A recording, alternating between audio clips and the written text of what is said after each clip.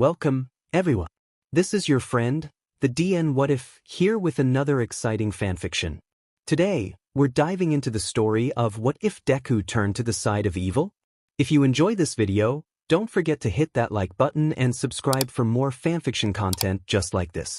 Now, let's get started with the fanfic. It felt like it was only yesterday that Izuku Midoriya's life fell apart. Which, to be fair, it was yesterday. Everything went so wrong and only got worse that day, a train wreck of events.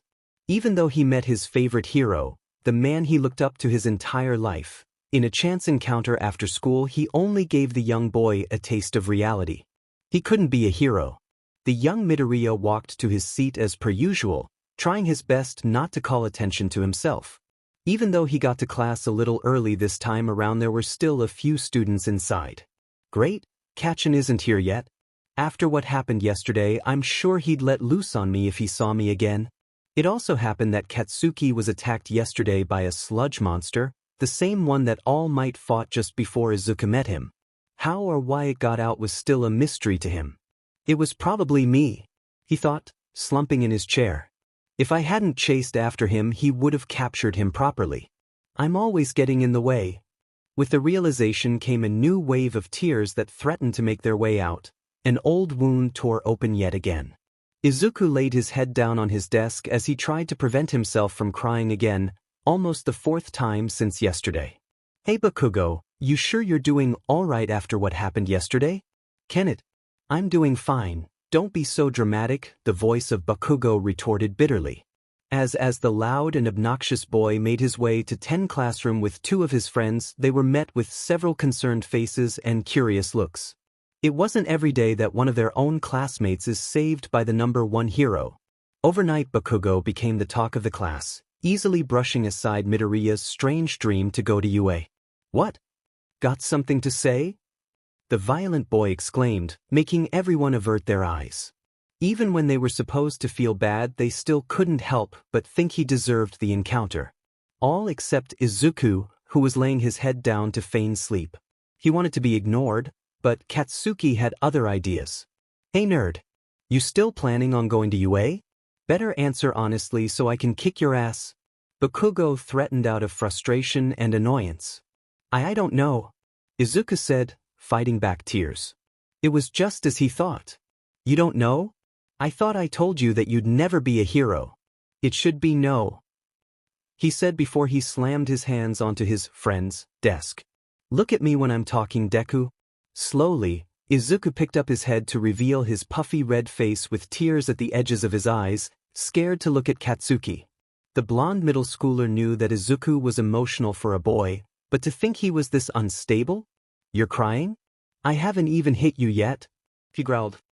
You really wanted to be a hero that badly? I'm sorry I just dash. Save it, I don't want to hear you say it, he said, standing above the boy. Rather than look at him with disgust or hatred, he instead looked more disappointed than anything.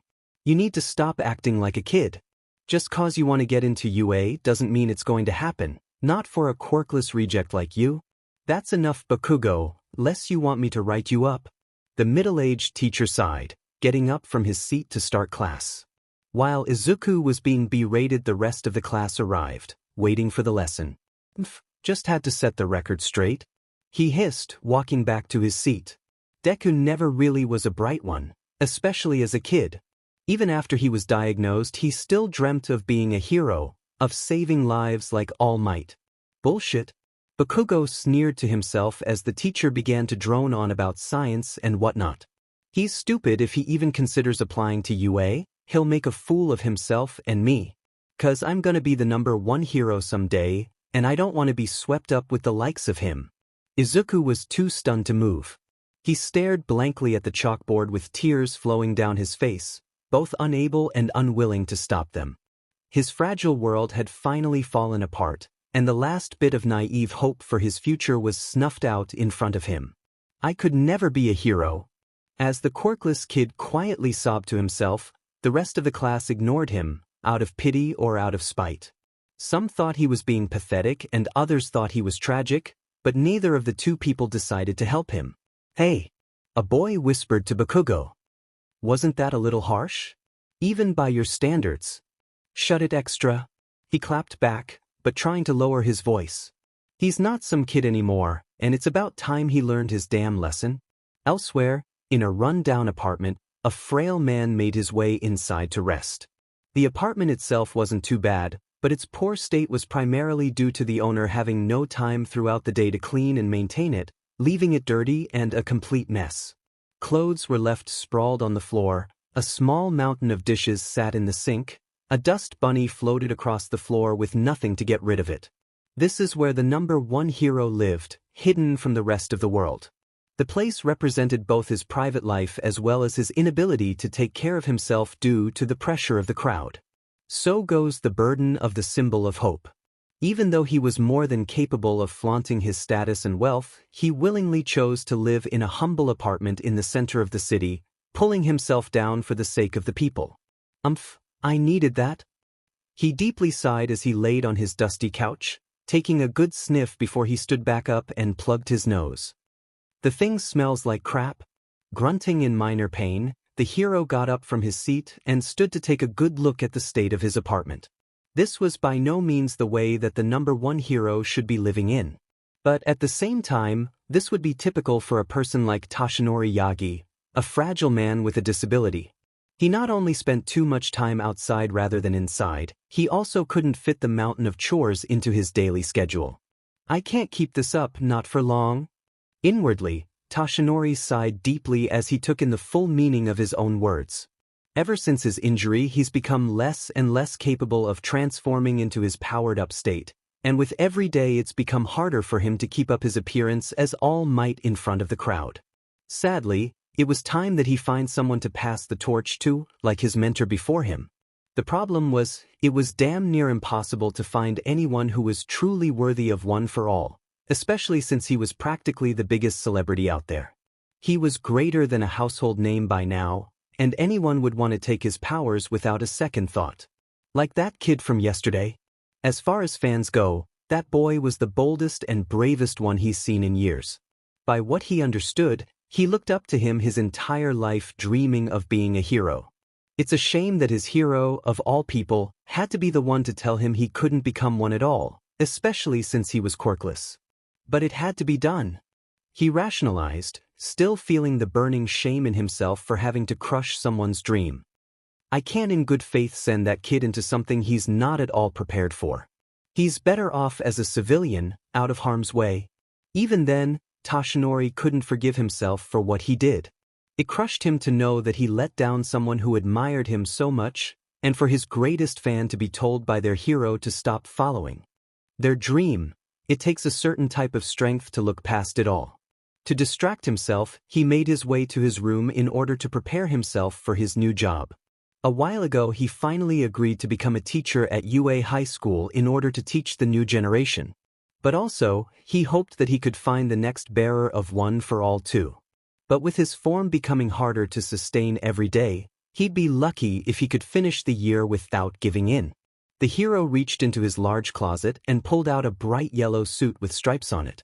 It was made from a solid silk material, and the greatest benefit was its ability to extend enough for him to transform safely without tearing the suit. Just to test it out, Toshinori changed into the fine, freshly pressed suit.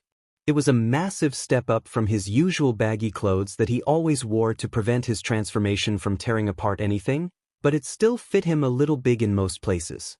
Stepping in front of a mirror, Toshinori watched as his body grew nearly twice its size and thrice its width, powering to become the mighty All Might. His blonde hair rose energetically, his 2 ears standing proud without any drooping. His chest, arms and legs grew in size and gained much definition, contrast to the twigs that they were before. And lastly, his great smile returned to him, almost sparkling in his reflection. All Might stood in front of Toshinori boasting a confidence that he didn't truly possess, a strength that was only temporary. It felt natural for him to smile so wide when he was in his form, who wouldn't when they had the body of a Greek god? I am here. He boasted proudly with a deep, booming voice.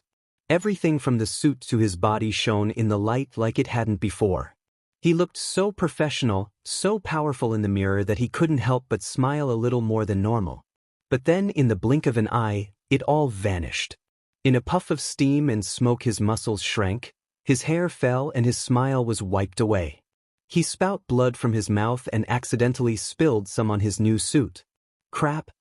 he exclaimed, grabbing a small towel immediately and dabbing the stain. Eventually, Toshinori was able to look into the mirror again and see who he truly was without the all-might persona, a frailly weak man. His suit no longer glimmered with the same brilliance as before, his body seemed to barely fill in the gaps of his large suit. His face was now ragged with a bit of blood and large eye bags. He was a complete contrast to how he looked a second ago, how the symbol of hope was supposed to look. "I have to find a new symbol of hope, someone that knows and understands what it takes to be a hero that everyone relies on," he explained. But all would come in due time. For now, he had to wait for the selection of the newest UA students, and that wasn't until a while from now. "For now, I gotta clean those dishes," he grumbled, removing his suit and placing it back into the closet. All would come in due time. But for now, the fate of the world of heroes as well as the lineage of one for all rested in his meek hands. That same day Izuku walked his way home with a reddened face. His constant crying prevented him from listening to the lecture properly, and even Bakugo and his friends didn't bother him after class, leaving him alone to cry for another while.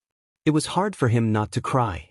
After all, it felt like his soul was torn to shreds, his entire purpose for living had disappeared entirely, and his life no longer had meaning.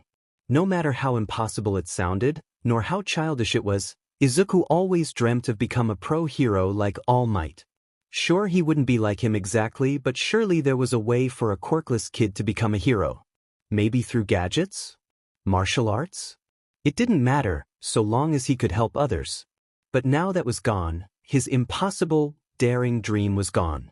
No ceremony, no music, no warning. Izuku just stopped believing, as simple as that. He gave in to the constant criticism from Bakugo and others and finally accepted it. He wasn't going to be a hero. Just thinking about it made a fresh wave of tears form on his face. He was so sick of crying by now, but whenever he thought back to his dream being a mere myth, his was heart filled with an indescribable pain like nothing before. It was like his life no longer had any meaning, no purpose behind actions, everything was for nothing. Eventually Midoriya made it back home in one piece, or at least relatively so. As he set his backpack to the ground to grab his house keys, he realized something. "Crap, my backpack's open," he thought, looking inside of it and discovering that he was now missing one of his research journals. "Dang, I can't believe I lost it.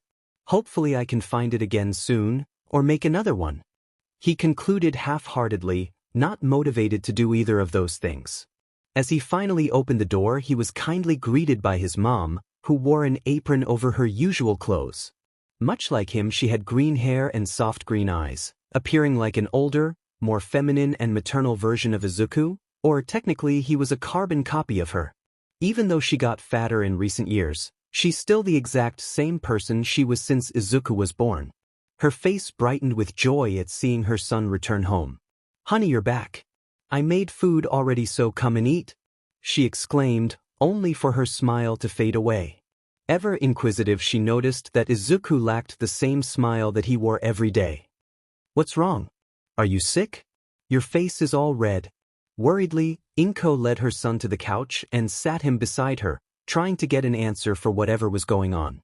Recently he's been coming home with minor bruises and some cuts, but just yesterday he said that his favorite notebook was destroyed in his hands. She didn't know what was going on with Izuku, and he always refrained from telling her out of shyness, but as his mother it's been long enough that she stayed silent. "Please tell me, honey. Are the kids at school bullying you?" No, it's not that," Izuku lied, trying to defuse the situation at least a little bit, even though bullying was part of the problem. "It's something else, something that's been bothering me." "What is it? You know you can tell me anything." Izuku sighed deeply as his anxiety rose. It was hard to speak out his problems to anyone, let alone his own mother. But this new pain that he felt, the emptiness in his stomach that felt like a void inside of him, he had to tell her about it. "Do you remember yesterday when I was saved from the sludge villain?" "Yes, you came home with so many bruises I got worried," she responded. "Are you still hurt? Is that what this is?" No, Mom, he waved her off, that's not all this is about. I never really told you who saved me, did I? He asked, but Inko only shook her head. It was All Might himself that saved me. What? She exclaimed, in surprise and joy for her son. All Might saved him? Is that true? How come you never told me about this? It's because of what happened after that I felt bad, he stated, making Inko's joy die down. What could have happened that would have made him so upset? After meeting his greatest hero? When I met him, I was so stunned with joy that I lost my mind, and after he tried to jump away I clung to him and followed him. I wanted to ask him an important question, one that I've thought about all of my life. I figured, as the #1 hero, he'd have the clearest answer. And what was it? Whether I could be a hero, even without a quirk. She held her breath when she heard the statement, well aware of her son's obsession with being a hero. Ever since he watched that video of All Might as a kid, he's wanted more than anything to be a hero that inspired people like he did. His room was always stuffed with All Might figurines and posters, and countless merchandise of his favorite hero, all to reflect his dream of being one someday. But ever since he was diagnosed as quirkless, Izuku's life got harder. He started getting bullied in school by the quirked kids, and he even stopped being friends with Katsuki after a while. Even though Izuku never said it out loud, he's always struggled with bullying and being made fun of at school, and even though she's gone to the school numerous times for the teachers to do something, it never stopped. And after everything, it was all because Izuku had a dream. A dream to help others, to save people. And what did he say? The thin, lanky frame of All Might stood before the doorway leading down the building. His thin body only barely took up the space of his oversized shirt and large cargo pants. He was a hollow imitation of All Might, but nonetheless real. The man behind the smile. It's not bad to dream. But sometimes, you just have to be more realistic. He said, that my dreams should be realistic? Inko gasped in shock. All Might told him that? It must have been devastating for him to hear that from his idol of all people. Mom, will I ever be a hero? Oh, sweetie. The mother and son embraced each other emotionally as Izuku cried in her arms. She understood how fragile he was at the moment, how he was only now transitioning from the boy he's always been. But at the end of the day, it was all a part of growing up. Izuku wasn't a kid anymore to be imagining himself play hero. Heck, most people who imagine themselves to be heroes just don't last, quirk or not. So in the nicest way possible, Inko had to be the final blow to his lifelong dream. Izuku, I know this must be hard for you, but as your mother I can't let you go out there on your own and get hurt like that, she stated kindly, taking into account her son's broken heart. I don't think you'll be a hero like All Might, but you'll be a hero in your own way. What? Powers or not, you're my Izuku, and I'm confident that a boy like you can change a life, not like a hero, but as yourself. So please, don't stop helping other people, be your own hero. The words were a little hard to process for the young boy, and quite frankly he just couldn't understand them. Be a hero, without being a hero? That was impossible. How could he save people like a hero if he wasn't going to be one? In a world full of superheroes, anyone that ever wanted to be a hero was always out saving people daily, like the pros who always used their quirks to save people from villains and disasters. How could he save people if he wasn't strong enough to do so? Thanks, Mom. That helps a lot. Izuku lied. As much as his mom did her best to help, he just couldn't see what she meant at all, and quite frankly he started to believe that she was wrong. It's going to be okay, Izu. Let's have some dinner to help you relax. She smiled encouragingly. Thanks, Mom. Was the fridge always this small? Currently, as the sun began to set and the night crept in, the #1 hero was busy reorganizing his house. On his day off, no less. He was able to do so much with the time he set for himself: sweep the house, dust it, organize it, clean dishes, etc., etc. By the time he finished, it was almost sparkling clean, though his fridge was actually filled to the brim with spoiled takeout that went bad a while ago, plus the groceries that he accidentally left yesterday were still missing. There's nothing much again. Sai serves me right for leaving the groceries in the middle of the street again. Toshinori huffed as he walked over and slumped in his couch, tired from the busy day. If it weren't for his busy lifestyle, he'd be able to properly budget his leftover heroing funds on genuine meals, but not only does he still need to practice his cooking a bit, but he usually can't go a minute without being called to the streets. It wasn't all bad, but his house certainly didn't look the part of the #1 hero. Part of the job, I guess. I'm so busy saving people I don't have time to myself, he thought. His mind flashed back to the green-haired boy he let down yesterday. He spent all of yesterday and today mulling his decision and choice of words, wondering how he was supposed to answer such a question. Can I be a hero like you? Without a quirk? But when he looked at his surroundings, a clean apartment with an empty fridge, as well as what it cost him to get there, it just didn't add up. Being a hero was more than just running away from a burning building carrying 50 people at once. It was about skill, hard work, and dedication. When most people think of hero, they don't expect to see a friendly man struggle to get up in the morning because his lungs were acting up again, but the amount of dedication he had was what pushed him out of his house and into the street every day. It was what made him the #1 hero, and the symbol of peace. He was able to push everything aside, the pain, the struggle, the sacrifice, to save people every day. And that wasn't something that he could inherently expect from another hopeful boy. I don't know what he's really like, but I don't want him to turn into this. I don't want anyone to turn out like this. He still debated with himself if what he said was right or wrong. Did he need to say more? To explain himself? It still wasn't something that sat right with Toshinori. But for the moment, he believed he made the right choice. Eventually Toshinori finally picked up the remote control beside him and turned on the TV. The most immediate program was the news. That's right, folks, there's currently a massive police chase going on with a villain quirk user in the district of Mizudafu. The news reporter blared as the camera framed a high-speed chase going on. That's not far from here. It'll only take me a minute or two if I push myself, Toshinori thought as he instinctively rose from his couch and walked out the door.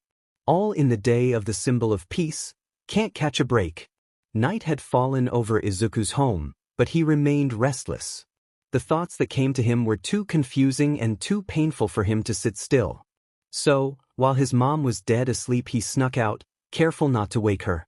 Unlike other kids his age, he was heavily rule-abiding, but at the current moment he desperately needed to get some fresh air. Wearing a dark green hoodie of his, black shorts and his favorite red shoes, Izuku bumped and tripped his way out of his apartment, making sure not to stray too far or get lost. Then again, it wasn't like leaving his home was a novel experience. While the middle schooler walked around, he took note of his surroundings, the lack of light that would otherwise brighten his environment, the missing abundance of people that would normally be up and about in the street. All of which were gone. But the most important part, and the scariest, were the lack of heroes too. Heroing in the night wasn't exactly rare, but the less people around normally meant there were less people that needed saving, so in turn there were less heroes. Still, crime wasn't particularly high anyway, but the fact that there wasn't someone around the corner who could protect him was worrying in a way. Regardless, Midoriya pressed on, bothered more by his own emotions than by his surroundings. While he was young, he didn't look too different from the other few strangers that would wander around the city as well. He blended right in for once. To distract himself, he went to the heart of the city to see the artificial lighting of the city district. Such large spanning roads, tall standing buildings, all lacking the overpopulated crowd under the LED lamps that were scattered everywhere. Aside from the emptiness, there was also the faint whine of several police sirens in the distance, most likely a police chase. But none of the people around paid any attention to it, so neither did Izuku. The heroes can handle it. It sure is ominous, kinda scary actually, he said out loud, hearing the light echo of his voice through the empty city block. You learn to get used to it one way or another. The startled boy jumped as he turned to see the person behind him, not expecting anyone to be so close without him realizing. Before him stood a tall man with a shadowy head and yellow eyes. The cloud-like man was held together by his clothes and the large metal device on his neck. Otherwise, the man wore a bartender's outfit, the white dress shirt, black pants, black vest, red tie, all appeared to be what a normal bartender would wear. Who are you? Forgive me for startling you, I'm Kurogiri. I didn't see you there at first, the mistake is mine. The dark mist man apologized purposely as he bowed his head. Oh, no, it's okay, I wasn't paying attention either. Izuku calmed down. I'm Izuku Midoriya, sorry for that. The man was taken aback a little by the mention of the boy's name, but pressed on. Well, Midoriya, you look too young to be out so late. Is there any reason for that? It's nothing really, I just wanted to clear my head. Under the cover of night? The man questioned, sounding reasonably suspicious. Or, I guess you could say it's a personal problem, I'm still not too sure what to think of it. If it's so detrimental, then why not tell me? I'm a good listener. Izuku took a moment to consider whether he wanted to say something so personal to a stranger, but at the same time he was already in the middle of the near-empty city. Plus the man was so nice and understanding, what harm would there be in telling a kind stranger about his problem? Well, it's always been a dream of mine to become a hero, ever since I was a little kid. But now I can't become one like I wanted, I can't save people like everyone else does. And why not? The man prodded further. Because I'm quirkless. I don't have any special powers like the rest of the world does. He revealed, but the man didn't seem too surprised. I want to save people like the pro heroes do, but without powers I'm just useless. How can a kid like me save people? The man seemed to pause as he stared at the emotional young boy before him. But after what seemed like a deal of consideration, the man had something to say. Your ordeal is a detrimental one. You have the soul of a hero, but lack the strength to see it through. You really think so? I do. Kurogiri replied before he looked around the empty street around them. And if you want the answer to your problem, I have just the solution. The clothed mist man disappeared into a dark alley, away from the open city street. Izuku was both confused and a little scared for what it entailed, but then he thought about what he could gain. The answer to my problem? About being a hero? He thought worryingly as he found himself walking behind Kurogiri. His mind was softly telling him to run the opposite direction, but his heart was telling him to see what his answer really was. Could I really become a hero? In here, young Midoriya? The man said as he pointed towards a large patch of his own mist that created what looked like a portal. Through this portal there is a man who's waiting to see you. Take it and you'll find the strength to become something more, to achieve your dream. Leave it, and you'll abandon that dream you hold so dear forever. Midoriya was faced with what was possibly the scariest decision of his life. Logically speaking, his mind was now screaming at him to run away, to not fall for such an obvious trap. He knew that this was a blind kidnapping, and if he were to take the portal he couldn't imagine himself leaving in one piece. What if there was actually a villain on the other side? Waiting to see me? He thought as he stared at the empty patch of purple void, calling his name to go through. His heart was in a different place than his mind. It always was really. The chance to become something more? Could this stranger really claim something so massive from a kid like him? A quirkless? He knew that he was useless, he always knew, but that portal, maybe it had something in store for him. Yet the more he thought about it, the more his heart took over for him. He didn't want to abandon his dream, he wanted to cling to it desperately for as long as he could. If this was the answer to his problem, what would keep him motivated for the rest of his life, his purpose, then he was willing to risk it. Here goes nothing, he decided as he inched towards the mysterious portal. When he stepped through he disappeared from sight, and soon after Kurogiri did as well. As the two disappeared, a large, buff man wearing black cargo shorts and a white t-shirt landed on top of the roof beside the alleyway. The man jumped down onto the alleyway with a hard crash, and as the man made his way out his body began to deflate as his muscles and height both shrank in size, letting out a puff of smoke as he did so. This was followed by a fierce coughing fit. That cough takes care of it cough, the man stated out loud. Luckily he landed in a very quiet part of the district. Otherwise there'd normally be suspicious glances coming from all over. I need to get a cab before it gets too late, he thought as he reached into his pocket to find nothing. No wallet, no phone, no keys. Not again. In a dark, obscured room with no light at all, Izuku appeared through a portal that was nearly just as dark. When the boy entered he was surprised to be surrounded in darkness, unable to see anything at all, not even his arms. This was a mistake. he regretted almost immediately as dread took over. It was like a nightmare was nearby, hidden inside the darkness. Although Izuku couldn't tell where he was, he just knew that there was someone dangerous near him. Maybe even in the same room. "Hello? Anyone there?" he shouted, hearing his voice echo against the walls. "You must be Izuku Midoriya," a voice said from behind him, one that was silky and elegant, but commanded respect and oozed power.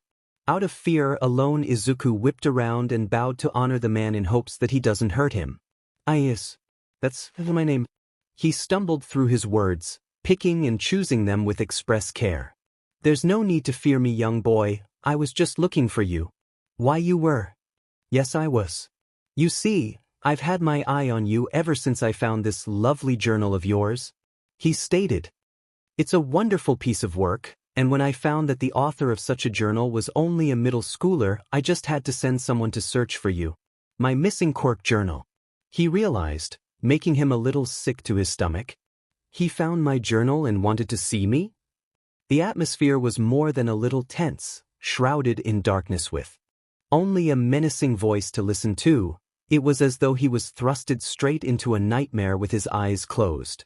"Oh, silly me, I forget that others can't see in the dark," the man said as suddenly the dim lights came on to provide some illumination. Though it wasn't much better than before, Izuku could now see a little bit of the man that was talking. From what he could gather, the man had a bald, wrinkly head with no eyes at all. He wore what seemed to be a black suit that disappeared under the darkness, and right beside him was medical equipment, mainly an oxygen mask. The sight of the man was much less frightening than what the boy could imagine, but no less scary and far more ominous than before. The man's non-eyes peered deep into his soul, a tiny smile indicating that he meant no harm, for now. "My apologies, I lost my eyes a long time ago and hence learned to see in the dark," he explained before he got back to business. "By what Kurogiri has told me, you seek to become a hero, even though you're quirkless?" "That's right, sir. I see, you remind me of someone I once knew. A noble soul. It's a shame that he was so misguided. Just like you, misguided by the society we live in." What do you mean?" Midoriya asked, mustering the courage to speak out. "You say you wish to save people like the bright and shiny heroes, but with your disability of sorts, you've been casted aside from the society you live in. You want to save people, but the cruel hearts of man only judge you for your dreams?" Izuku was more frightened than ever now. How was this man able to collect so much information on him? How did he know more than what he told Kurogiri? Was he spying on him? Yet you fail to see your own worth as well. These notes of yours, you possess a special talent that no one else has, at such a young age even. It'd be a great shame to let it go to waste under a society in which no one appreciates you for what you are. Thank you," Izuku responded, unsure as to where this is going. "But you've come to me for strength, haven't you? You wanted to become more than what you were, what others saw in you. You have a dream worth clinging to, and while others spit in your face you continue to dream." "Yes. I see. Just as I remember him," the man commented with a smile. "Well then you've made the right decision. Because now, you shall be my pupil, and your skills shall serve me well." Izuku felt overjoyed for a second before his logical mind finally took a stand against him. How could he accept such a deal? The lights, the stalking, the ominous tone of voice, the fear he felt even now. He was speaking to the most villainous man he could think of. Wait. Izuku mustered every ounce of courage within him. "But you're a villain, aren't you? Does that lower your opinion of me? I can't see how I can be a hero if you're a villain. I don't want to be evil like you," Izuku declared with all his remaining strength, followed by the immense horror that came with his decision. He just spoke out. Was this guy about to kill him? Did his smile fade? Instead, the man only chuckled a little in amusement and in such a way that confused Midoriya. He couldn't tell if what he said was funny, or if he just made the worst mistake of his life. "I admire your courage, but you are misinformed," he declared. "Because not all villains are evil. They're not. No, not at all. Just misunderstood. Villains are called so because they've been thrown away by society. Just like you." He declared. Being a villain doesn't make you evil, it's just a narrative that was made by heroes to justify the cruelty that we endure for being villains. So then, how am I supposed to save people if I'm a villain? That's an easy question. You can save people by being yourself, by helping other villains endure the struggle that goes with being outcasts. You can save people from the society that we live in. Izuku couldn't understand what the man was saying. It sounded so complex and unreasonable that it frankly confused him. Villains weren't evil? So then why were heroes always fighting them? Why was the world so bent on destroying villainy if not because it was sheer evil? So, Izuku Midoriya, will you become my pupil? The question hung in the air coldly as Izuku stared at the floor in contemplation. This all sounded so wrong that it made him shake a little. How could he become a villain? He wanted to be a hero. He didn't want to fight heroes, he wanted to become one. To save people like All Might, not go against him. Yet he could at least marginally understand what was being said. He was an outcast, always has been. He didn't know what this man wanted from him aside from using his skills in observation and analysis, but he understood what he was helping him do, helping him achieve. I'm confident that a boy like you can change a life, not like a hero, but as yourself. So please, don't stop helping other people, be your own hero. His mother's words rang in his head as he looked up to see the man that was finally reaching a hand out to him. Maybe he didn't know what it was to be a villain, or even a hero for that matter, but he knew that he wanted more than anything to save people. Izuku Midoriya looked at the mysterious man with confidence, his chest puffed out and standing tall, trying not to show any fear or cast any of his numerous doubts. I want to become your pupil. I want to learn what it means to be a villain, and I want to save people like me. Good, very good. The man smiled. My name is All for One, your new teacher. But you shall call me Sensei. The morning after the meeting between Izuku Midoriya and All for One was both the most confusing and the most worrying day in Izuku's life. When he returned home, he slept so late that he awoke at nearly 12 the next day, well rested as well as anxious for what's to come. After he came to, the boy took a moment to himself, staring at his ceiling in silence and contemplation. The fear from the day prior was now gone, and in its place was a mountain of worry and wonder for his future. A while ago he thought he was going to die, and here he was, having gotten a full night's rest. In all honesty, he didn't know what to expect, he only knew that something had to happen by now. But as he laid in silence, absorbing the still calmness in his room, it felt as though all of yesterday was just a dream. That was until he heard a light ping emanating from a phone beside him. Izuku sat up and saw the black flip phone that he was given the night before, a burner phone that was hard to track and easy to conceal. On it were two contacts, Sensei and Kurogiri, and while Izuku didn't know if he was really allowed to just call his new master or his new caretaker at any moment, he sure wasn't going to test his luck now. He unlocked the phone and opened it to read the message he received from Kurogiri. Master would like for you to document a few quirks onto a new journal for him. He couldn't text me himself? He thought before realizing that his new sensei couldn't see, so maybe it was hard for him to even pick up calls. That, or he just couldn't be bothered, which was also a likely answer. But he has a contact? Refocusing, Izuku tried to type out a response before realizing that the phone had a different format for typing letters than normal smartphones did. It took a little fiddling before he was able to craft an okay as a response. I'll have to work on that. Finally sliding out of his bed, Midoriya took a good look at his room filled to the brim with All Might merchandise and memorabilia. It was ironic now, just yesterday he became the one thing that his favorite hero hated the most. A villain.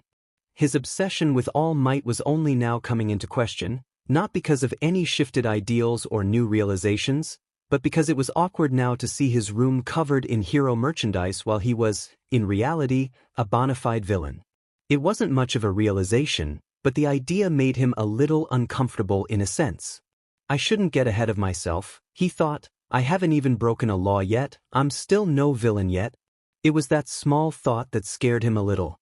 Yet was a very strong word, for Izuku didn't even know what a villain really did outside of commit crimes and be put into prison by the heroes. But he was a villain, so, did he deserve to go to jail? This is all so confusing. It was still a brand new concept to him that not all villains were evil, let alone the fact he was a villain now too, or at least partly so. He wasn't sure what sensage meant when he said all the things about villains being victims and not evil. All his life he was taught that criminals needed to be put in jail by the heroes and the police, so how could he claim that they were good at all? I'm sure I'll learn soon enough. For now, I need to follow his lead. Eventually, after much reminiscing, Izuku finally left his room and walked into the kitchen to see her mother hang up her apron. The living room smelled like breakfast that he missed out on, but there was still enough on the pan for more. "Oh, good morning, honey. Are you feeling well now?" She greeted with the warmest smile ever. "I'm doing well now, thanks, Mom." Izuku replied with as much positivity as he could muster, but the reality was that his problem still wasn't completely solved. He was no hero at all, quite the opposite actually. He knew that he had to find a way somehow, but for the moment he was still just Izuku Midoriya, the average, uninteresting quirkless boy. "I'm so glad to hear that. Breakfast is still a little hot if you want some, and I'll take care of the cleaning," she stated as she went to grab a plate for her son. "I hope that this wasn't a mistake. Maybe Sensei really can help me save people," Midoriya thought as he sat down at the dinner table and waited for his late breakfast. He didn't know what the future held for him, but what he did know was that he had to take things one step at a time, beginning with going outside. Elsewhere, inside the apartment of Toshinori Yagi, the true persona of All Might was fast asleep. He came home very late again since he left in such a rush, having to wait hours for a train to pick him up. By the time he got back home it was already 4 in the morning again. But as the symbol of peace rested soundly, his phone began to ring persistently, a call desperately trying to go through but failing to wake the hero. It took a full minute of ringing before Toshinori was able to rouse himself awake and pick up the phone. The bags in his eyes were much deeper than usual now. "Hello. Hello, Toshinori, did you sleep well last night?" The voice of Principal Nezu, Toshinori's friend and employer, spoke. "Something tells me that you know something." Toshinori groaned a little, wiping sleep from his eyes. "You're correct." Nezu chuckled. "It's the darnest thing really. Before going to sleep I saw All Might stop a crime in Mizudafu without stopping for a second to talk to the camera. It's a wonder what he was doing on the other side of Tokyo." "You caught me?" he moaned as he crept out of bed, feeling every bone in his body pop loudly as he did so. "I pushed myself and stopped a crime a few miles away." "A few is not the right way to put it, Yagi." Nezu sighed. "Even with your condition you're spread far too thin for any hero, much less a normal person." "I'm sorry, but I needed to do something about the police chase because I was capable of stopping it." "Just because you can doesn't mean you always should," Nezu lectured. "For a man with such declining health you shouldn't push yourself as though you were in your prime. Sooner or later all of your efforts will come back to bite you. Which is all the more reason why I need to find a new heir to One for All, so that there'll be a new symbol of peace," Toshinori reaffirmed, and as he did so he made his way to the kitchen for some coffee. "That's fair." Nezu sighed, all too familiar with his friend's form of thinking. "Speaking of which, have you received my email?" Haven't checked my computer lately." "As I thought." He noted. "I sent you an email with the full roster of students currently attending UA. I also went through the trouble of giving you a detailed profile of each student and how they'd fare with One for All." "Wow, you really went through a lot for me." "Of course. I take my own job just as seriously as you do yours," the mouse hybrid boasted rather proudly. As they spoke, All Might was able to serve himself a cup of coffee, though cold since he woke up so late. "I'll make sure to look at the list when I get the time." "I thought you'd say that," Nezu said before he abruptly hung up on Toshinori rather surprisingly. "What?" Moments later there was a knock on the door, which also surprised him. Did he dash? He half thought as he walked to the entrance and opened it, revealing Principal Nezu at his front door. The small, humanoid mouse with the intellect of a genius human wore a small black trench coat over his usual two-piece suit. He also had thick, beige shoes and small black pants to go along with the outfit. His cute, unassuming smile contrasted the large gash for a scar that he bore over his right eye, a mark of his dark past. which is why I departed my whole schedule to prevent you from leaving. You can't be serious? I'm afraid so. If you're not willing to take care of yourself properly, then I must be the one to step in. Starting with your breakfast. It's harmful to drink coffee without a proper meal, you know. The mouse hybrid scolded as though he were his mother, and might as well be by now.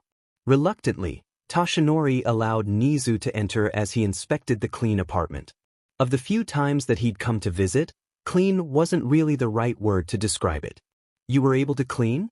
I'm very proud of you for that. Thanks, he said awkwardly. Although he questioned whether or not cleaning was such an achievement, but inwardly he knew that it was for a man as busy as himself. So, the fridge is a little empty. I'm not too sure what we can make here. Toshinori sighed reluctantly. Nezu was often just as stubborn as he was. That's fine. Because instead I'm taking you out to breakfast first, my treat. Are you sure that you're not too busy to be doing stuff like this? As I've already said, I've cleared out my entire schedule for the day with the express purpose of helping you find a new heir. But we can't start with empty stomachs now, can we? I guess not. Toshinori sighed in defeat. Very well then, I'll be waiting in the living room while you get changed. And no hidden hero outfits this time. You've played that trick one too many times while we're out. Nezu scolded as he struggled his way onto the couch, sitting down and turning on the T.V with the sole purpose of changing the channel from the news station. He really doesn't mess around when it comes to this stuff. He treats me just like a kid, Toshinori said to himself as he poured out his frigid black coffee and left to change. Back at the city of Mizudafu, Izuku wandered the busy streets of the district with an observant eye. His mom was fairly surprised when she heard that Izuku wanted to explore the city by himself. It certainly wasn't out of character for him to just up and walk around the city aimlessly. He was a curious kid after all, but he certainly wasn't one who left the house often, usually too busy with studies or watching videos on old and new pro heroes. But when he explained that he just wanted some time to think, she stopped worrying as much as before. It was natural for a boy like him to do something so out of the ordinary at a time like this, when his mind was growing and his dreams were changing. In reality, he left because he wanted to do more research on quirks that he'd find in the city, from heroes or just ordinary citizens. Although the boy was out on assignment, it truly felt like a day off for him. The city looks so much better in the daytime, he commented as he walked through the streets as a normal pedestrian, just like any other. While Midoriya had to go out and observe like he would occasionally, he couldn't help but note the stark contrast between the city in daytime versus in nighttime. While both were pretty in some aspects, the daytime just brought out so many aspects of the world compared to nighttime. Whereas the city would look near abandoned in the nighttime, unpopulated and inactive, in the daytime it was absolutely full of activity. The crowds that walked from place to place, the occasional pro hero that would swoop by and make their presence known, the bright shining sun that highlighted everything. It was what Izuku liked most about the city, so full of hope and prospect. I like the city better when the sun's up, he thought as he followed the crowd wherever it went, no true destination in mind. As the green-haired boy scouted out people with interesting quirks that he could observe, he found himself with more time on his hands to think to himself, fully taking in the events that have transpired. From the fated meeting with All Might, to him becoming a pupil to All for One, everything was just so sudden that he didn't know whether to call himself lucky or the exact opposite. I still don't know anything about the world, do I? Izuku thought to himself, walking along the street. How can I become a villain if it goes against all there is to becoming a hero? Unless All for One err. Unless Sensei is wrong, it's impossible to become a hero by being a villain. Maybe I'm just not cut out for it?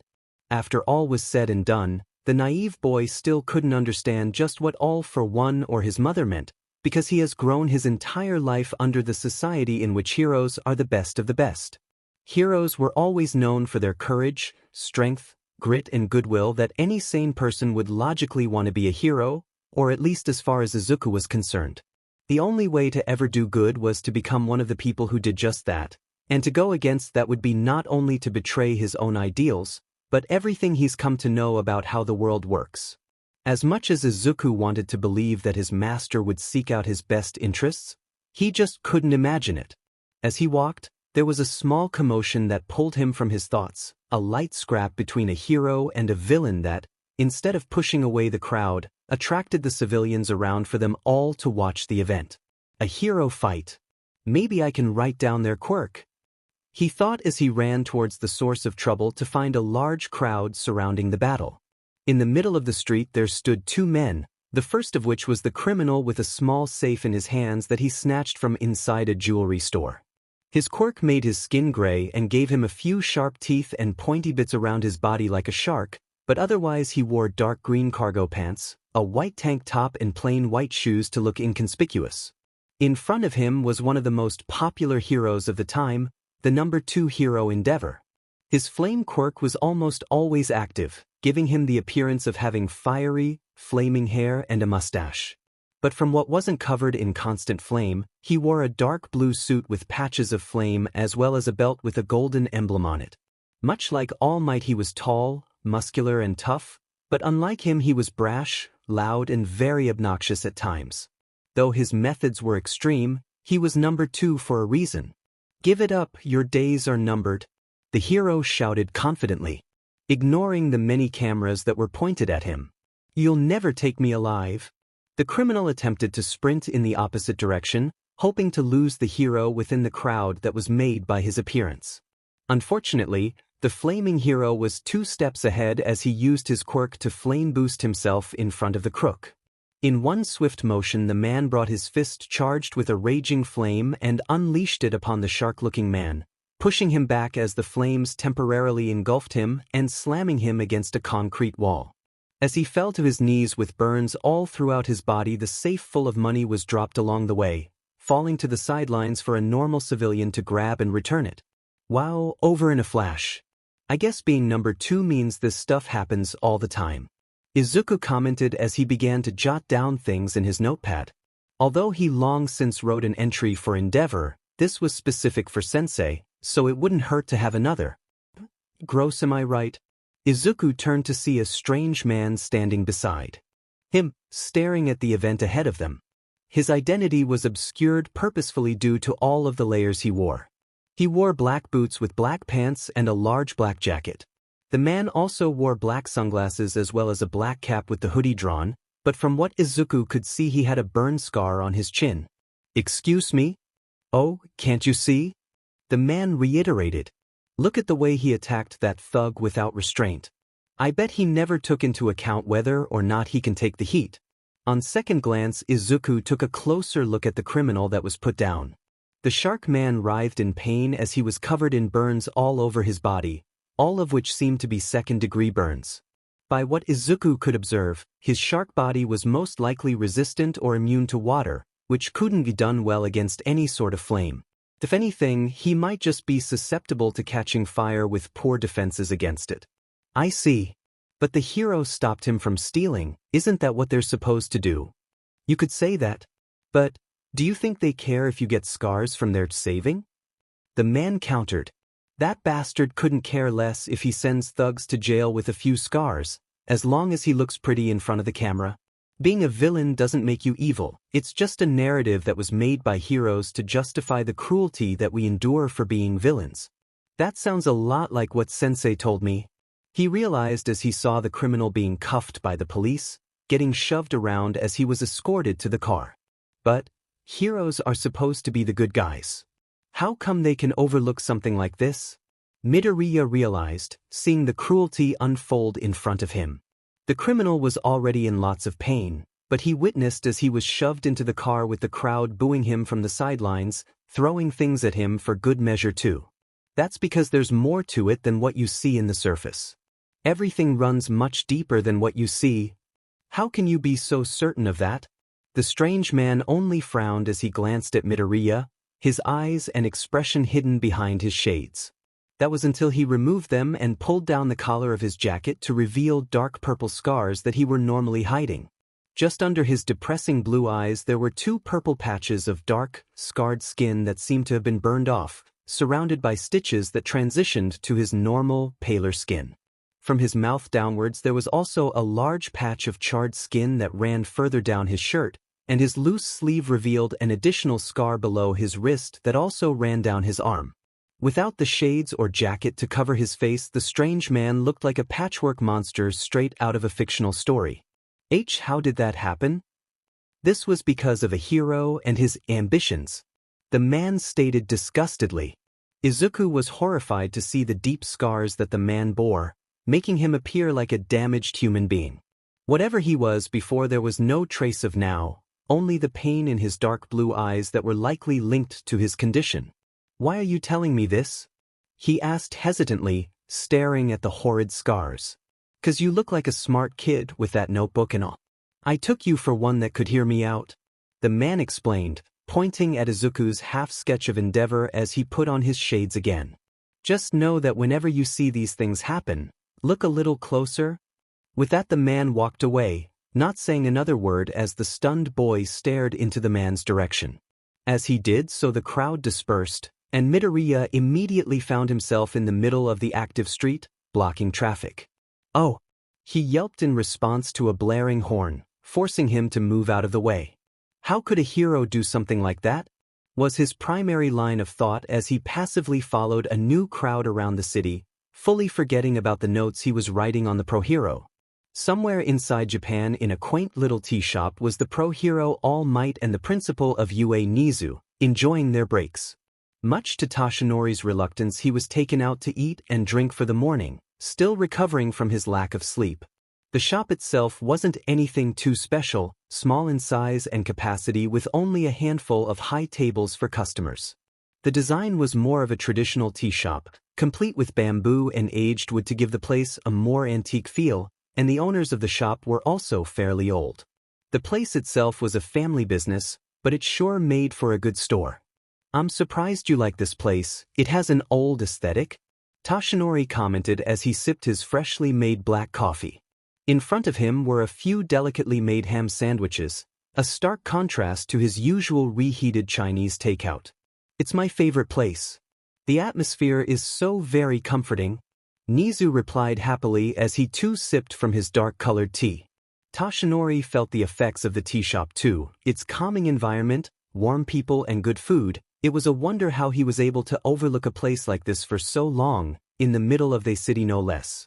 It was like a peaceful gateway, one that blocked out all of the stress that came from the streets.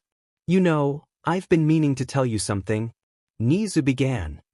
"It's very generous that you donate virtually all of your funds to charity and such, but it's important to leave things for yourself to enjoy."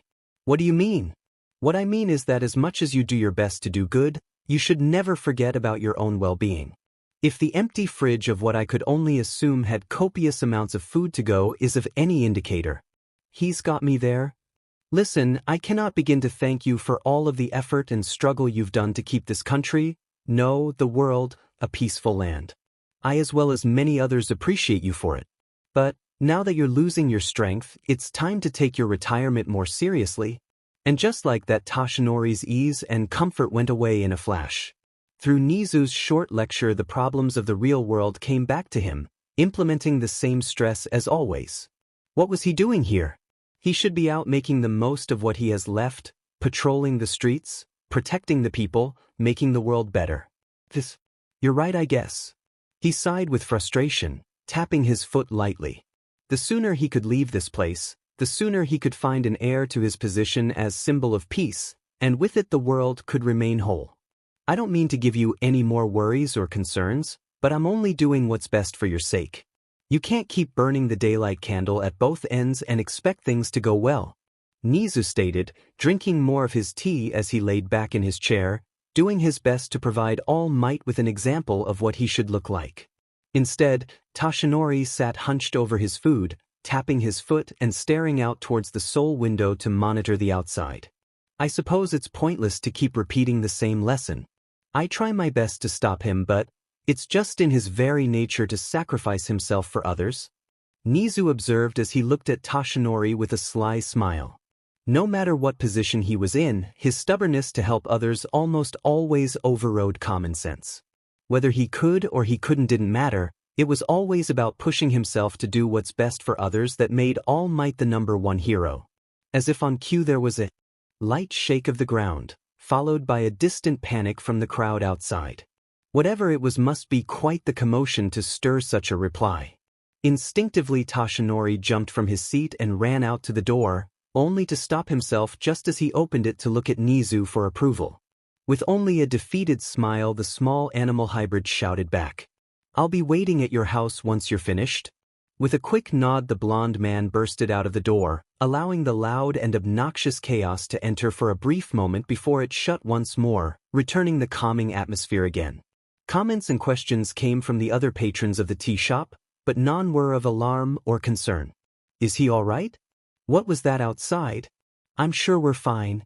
Of course we'll be okay," Nezu thought to himself. Because All Might is here.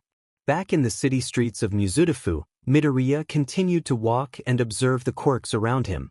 In the few hours that he's been out, he already collected a handful of pages, all of which were fairly extensive notes but lacked the deep dives that he normally added, like weaknesses and theories on ways to improve the capabilities of said quirks.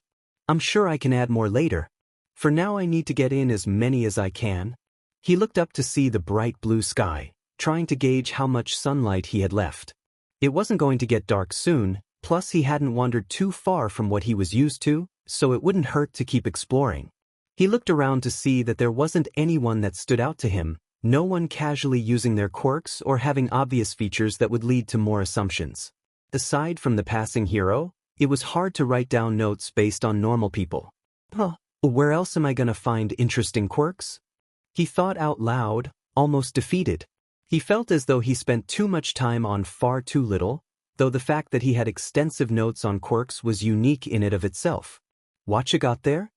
Yet again Izuku found himself turning around in surprise. This time there was another stranger next to him that he didn't notice, a teenage girl with energetic blonde hair and messy twin buns for hair, wearing a preppy beige school uniform and a cute red tie. Though Izuku couldn't get a proper feel for her intention, her blood-red eyes seemed to be focused on his notebook. "Ha!" he yelped, both surprised that a stranger snuck up to him and that he was standing so close to a girl. "I have to pay better attention. That's the second person that snuck up on me." "What's that?" she prodded again, curiosity overtaking her as she pointed towards the book. The girl observed as the green-haired boy struggled to collect his thoughts and feelings, blushing both out of nervousness and a virgin-esque panic. It took a while, but when he finally caught his breath, he returned a shaky smile. "You scared me." "Yeah, that's it," he both stated and assured himself, forcing his earlier panic out of his system before he made a bigger fool of himself. "Teh, you're kinda cute, you know that," she teased, making him blush again as he scratched the back of his head, not knowing what to do with himself. "Thanks," he thanked nervously before he shook his head yet again, trying to focus. "You wanted to know about this?" he asked, pointing to the book on his other hand and receiving a nod as a reply. "It's a journal that I use to write down different quirks I discover.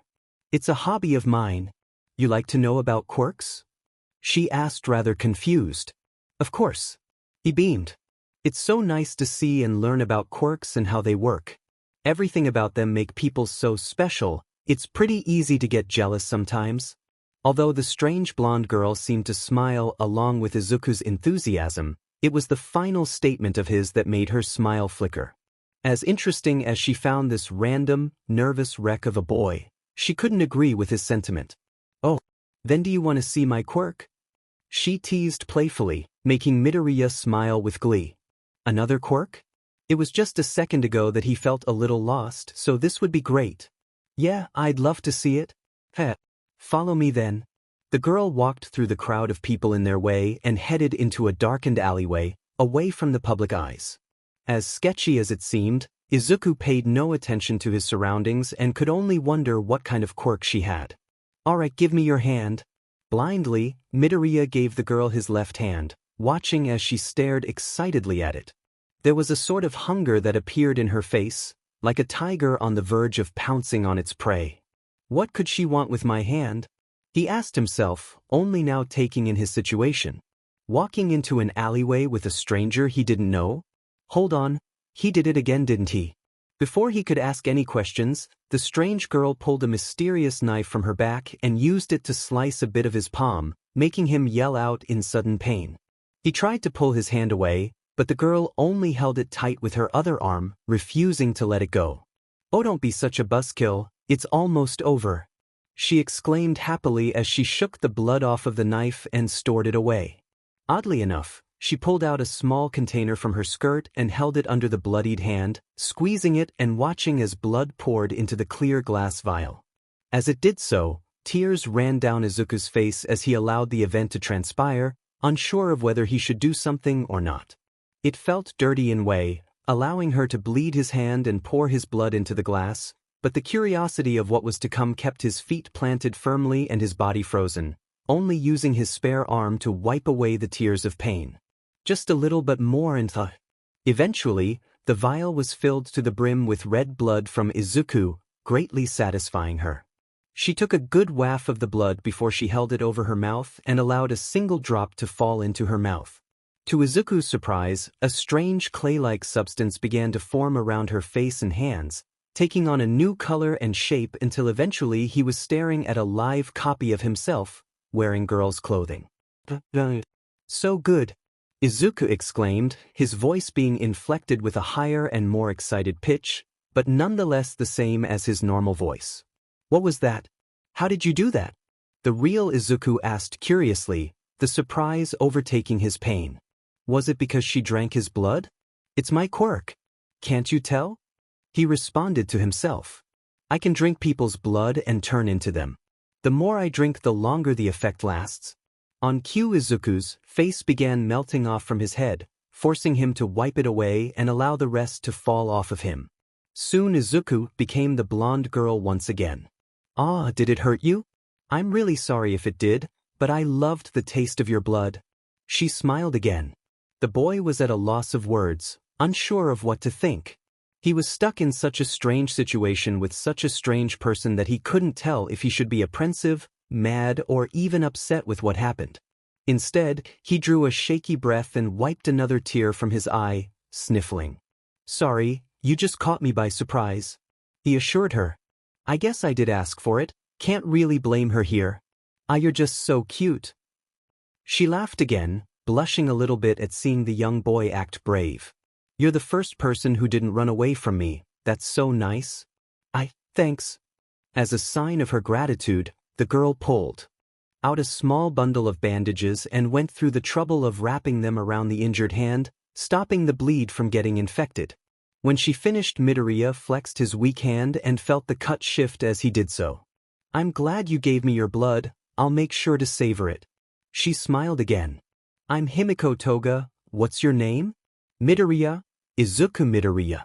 He responded with hesitation. "Then I hope to meet you again, Izuku," she declared, giving him a kiss on the cheek and skipping away happily, singing a small tune to herself. Izuku could only stand still and absorb the events with a pained hand. The strange girl not only stabbed his hand, but liked it too? Not to mention she didn't hesitate to use his first name, call him cute, or give him a kiss on the cheek. For being the first time he ever talked to a girl, it was quite the meeting. What was up with her? Was his remaining thought before he walked out of the alleyway. Determined, he opened his journal and began writing about the new quirk right away, beginning with the sketch of Toga.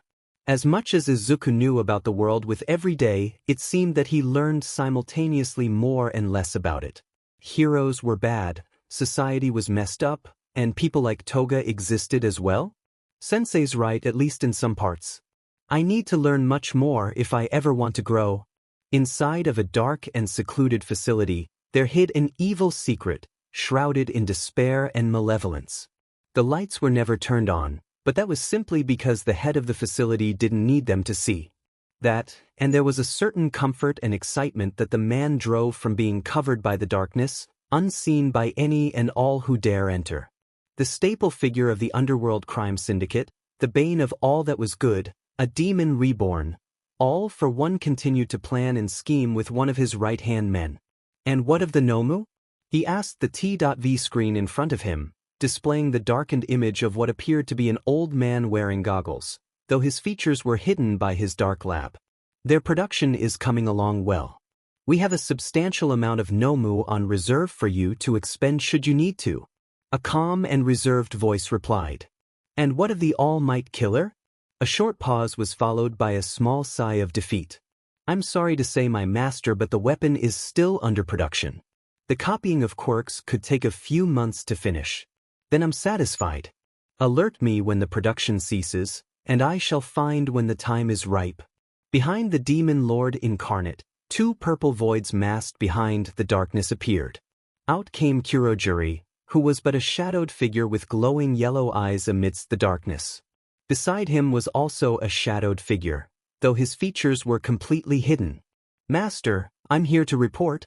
Kurogiri bowed before him. Speak. Young Midoriya made bountiful progress in his assignment and has submitted his prototype. Without another word, Kurogiri created another portal and teleported the small, lime-green notepad that Izuku provided and have it to all for one. Though he couldn't read it directly, he could feel the pages and guess how many he was able to fill with his pen, which was a lot. Then everything went well, I take it? No harm came to him while he was away. He sustained a slight injury in his left hand, a cut that was patched by the same girl who made it. Kurogiri explained. It was to discover her quirk, which required his blood. I did not intervene, for he wasn't in danger. Acceptable. All for one stated, returning the notebook. Who's Midoriya? A raspy and irritated voice spoke up. Beside Kurogiri, the shadowy figure was restless. It or he had no idea who they were talking about, and the secret was getting to be a bother. He's another project of mine. With due time you shall meet him, do not fret. All for one responded, ignoring the way his pupils spoke out of turn. If I may. The screen interjected. May I know the purpose of recruiting the boy? You've gone through more than enough effort for what could possibly be another Nomo. That's because he won't be. All for one answered. He's a personal project of mine. Though he has his uses now, his ideals and views are more unfavorable. But with enough time and effort I believe he will become a loyal subject to our cause. I see. But what of his quirk? If I remember correctly, he didn't have one. All for one smiled at the response, feeling the excitement that came with speaking his next words. That is Izuku? He was all too similar to his little brother from many, many years back. His views, his personality, his vulnerability. Whereas before he made the mistake of trusting his brother blindly, this time he will be able to mold the young mind to see what he sees. To become what Yoichi failed to become. Where he failed before, he won't fail this time. This time, he will do what he wasn't able to do before. He will make the boy his loyal subject. Don't worry. He smiled, almost evilly. I have the perfect quirk for him. Days pass at a time with no real difference between them. The same as ever occurs again and again, only this time with slight distinctions. With Izuku's new position as a villain, he finds himself exploring the cityscape very often. With notebook on hand, he writes down every quirk he can find and even talks to the quirk user on occasion. When he became a villain, he expected to find himself in a deep, dark room working to the bone on research and strategies to take down the heroes. Instead, he just found himself outside twice as often. As far as school life went, it was the same as ever for poor Izuku. Even though Bakugo rarely picks on him anymore, his distance is still felt inside of him. Otherwise, he still gets the occasional bully to pass by, or a stray joke that's designed to make fun of him. But unlike before, Izuku is hopeful for his future, as unlikely and as treacherous as it seems. Because while before he could only dream of being a hero, he knew that he was going to change the world. Somehow. Inko, on the other hand, enjoyed seeing the progress her son made in his mental health. He went back to smiling normally as he always did before. He was growing, and while he was rarely at home anymore, he was doing much better than before.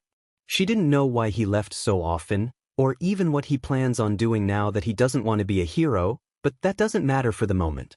Right now her son needed a chance to breathe, to fully express himself and grow away from the kid that was so unnaturally obsessed with heroes. On one day, nearly a week after Izuku's fated meeting. I'm going out again, Mom.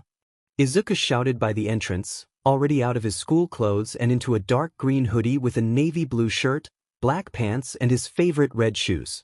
Okay. Stay safe, his mother shouted back. Without another word, Izuku walked out the door and through the apartment complex, taking the same route he always took. I almost forgot that it's been a while since I've seen Sensei, came the thought. I've been improving my note-taking and handwriting for a whole week, but I still haven't been trained like he promised. Am I doing something wrong? The boy inspected the contents of his notes and sifted through them to see what his figurative problem was. His initial new set of notes were now improved, not only including the weaknesses, strategies and strengths that he left out, but also much more detail in his bare-bones notes. By this point he'd done so much note-taking, observing, brainstorming before bed and copy/pasting old notes, that he was already on his third journal. I've done so much work in such a short time. When will I finally get to train? He thought as he walked down the stairs. I've been doing the same thing I've always been doing before, what's so different now? He was interrupted, however, by bumping into a tall man while he wasn't looking. He shifted back and looked up to see that it was Kurogiri, wearing the exact same outfit he always wore. Oh, sorry, I wasn't looking. That's all right, Midoriya. The shadow man accepted. I see you're out on assignment again. Wasn't it less than half an hour ago that you returned from school? Yeah, I just finished eating. The boy responded, a little flustered. I've been working on my notes like Sensei told me to, and I've been doing a lot of research as is to make sure I don't disappoint. Amazing. That's his third book already. Kurogiri was almost baffled, seeing the new, red notebook in his hands. He's so eager to be accepted. But what's up? If you're here where I live, then there must be something important. That you are correct. Master himself asked that I take you to see him and his guest. Afterwards, he asked that you stay over for special training. Training? Midoriya thought, his eyes glowing a little as he placed his notebook into his jacket. This is what he was waiting for. Right? Then let's go. Izuku exclaimed, chipper than ever. He was finally going to train, he was waiting for the moment since forever ago. Seeing his enthusiasm, Kurogiri wasted no time as he used his ability to warp him and Izuku away from the district altogether. Elsewhere in a surprisingly well-lit bar, there stood two people inside, waiting to be introduced to their new guest. The building, much unlike All for One's other facilities, was well lit with warm light and featured a bar stocked with alcohol, though none of the usual residents drank any of it. The bar itself was one of All for One's special recreational buildings, meant for meetings or light chatter with important clients, but as of late it's become his pupils' special hangout. Standing tall and proud was the aforementioned All for One, who wore, in addition to his usual black suit, a thick black collar that acted as his special life support, helping him breathe. Over the collar he also wore a black mask with the outline of a skull. Surprisingly, the imposing figure of All for One along with his black mask were still just as threatening and menacing as ever, regardless of the fact that he was not encased in darkness as per usual. When is he gonna get here? The boy next to him asked impatiently. His original pupil, Tamura Shigaraki, stood beside him. He wore a back shirt with black pants and bright red shoes, though what made him stand out were the various dead hands that gripped onto his arms and head in many places, and his flaky skin and unkempt blue hair made him appear like a zombie. Though he was still young, his skin, hair and face completely hidden by a dead hand masked his real age by a few years. Patience, Tamura. Soon the warp villain appeared before them as expected, and standing beside him was an unusually excited Izuku who, upon looking at both his master and the guest in question, received goosebumps all throughout his body, erasing his chipper attitude. Are those real hands? He panicked as he stared directly at Tamura, wide-eyed. The young man in turn only huffed. I'm glad you could make it, Midoriya. It's been quite some time since I've last seen you. I hope you've kept well. All for One greeted, unfreezing Izuku from his panic. Yes, sensei. Izuku shouted as he bowed respectfully, humoring All for One but annoying Tamura. Is this really Master's pet project? He's just some kid, he thought, disappointed. Although his facial expression was hidden, he was scowling behind his mask. He could be gaming, but instead he had to meet some nervous wreck of a kid. No need for such formality, Izuku. I'm only your master. All for One instructed, allowing Izuku to raise his head. He still feared his master even in a well-lit room. This here is my other pupil, Tamura Shigaraki. He introduced by placing a hand over the boy's shoulder. He will be your ally, And like you, he is still learning many things, so don't be afraid. Trying to lighten the mood, Izuku reached out his hand towards the boy. Hi, I'm Izuku Midoriya. Instead of shaking his hand, the boy only stared blankly at it in contempt, though it was masked behind the creepy hand he wore. I'm sorry, but Tamura here can't shake your hand due to his quirk. An unfortunate circumstance, to be sure. Oh, sorry. What kind of quirk does he have that doesn't let me shake his hand? Well, with introductions out of the way, I believe I must make my exit. There are many things that call for my attention. All for one informed. Kurogiri will oversee your tour and further training. I expect good things from you, Izuku, as you've well since displayed your progress to me. Without another word. All for one created a strange black sludge that enveloped him before disappearing out of thin air, much like Kurogiri does, only much more disgusting. There was a small moment of awkward silence between the remaining three as Izuku tried to ease the tension. So, do you live here? He asked the strange boy in front of him. Shut up. You're annoying, he stated as he wordlessly walked over to the couch that was left in front of the TV. He pulled from a small box beside him two black-colored remotes, one for the T.V and the other for a gaming console that was sat beside the T.V. Please pardon him, he's very easy to aggravate, Kurogiri excused. But as Master said, I should introduce you to the facilities around this bar, all of which I'm sure you'll find useful. Right, and about the training? Patience, Midoriya, all will come in due time. Near the heart of Tokyo, a few miles away from the famed school for heroes UA, there walked two of its students after a long day of school. 2 second years walked back to their apartments where they stayed temporarily, far from their original homes. The first of the two boys was named Tamaki Amajiki, a second year at UA in the hero course, much like his best friend beside him. He had spiked purple hair, pointed ears, and he wore his normal school uniform. Due to his quirk, he was regarded to have lots of potential compared to others, but his shyness and general confidence weighed heavily on him, noticeable in his constant slouch and inability to hold a conversation with strangers. The second was Mirio Togata, also a second year at UA and taking the heroes course. He had blonde hair that created a spike at the front, as well as deep blue eyes and a persistent smile on his face that revealed his easygoing nature. Unlike his friend, he wasn't highly regarded by his class for anything. As useful as his quirk was, he still needed a lot of training in order to use it to its fullest, but it would take a mountain of time and effort for that to ever happen. Class was extra hard today, wasn't it?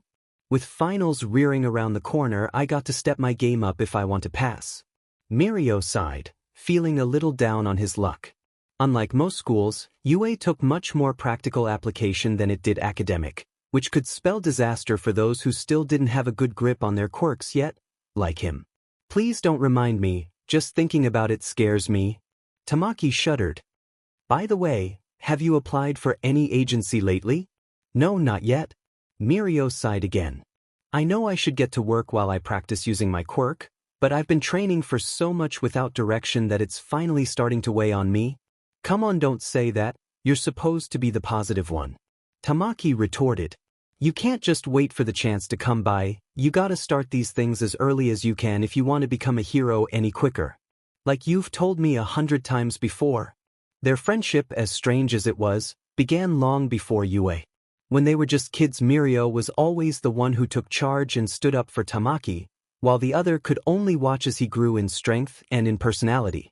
But as of late he's been feeling a little desperate, since even though his second year at UA was almost up, he couldn't truly feel the progress that he was making, like he wasn't really growing into the hero he wanted to be. Yeah, I guess so. Still, I'm sure it won't be too long before I can get the hang of my power. Right? I guess my lack of confidence finally rubbed off on him.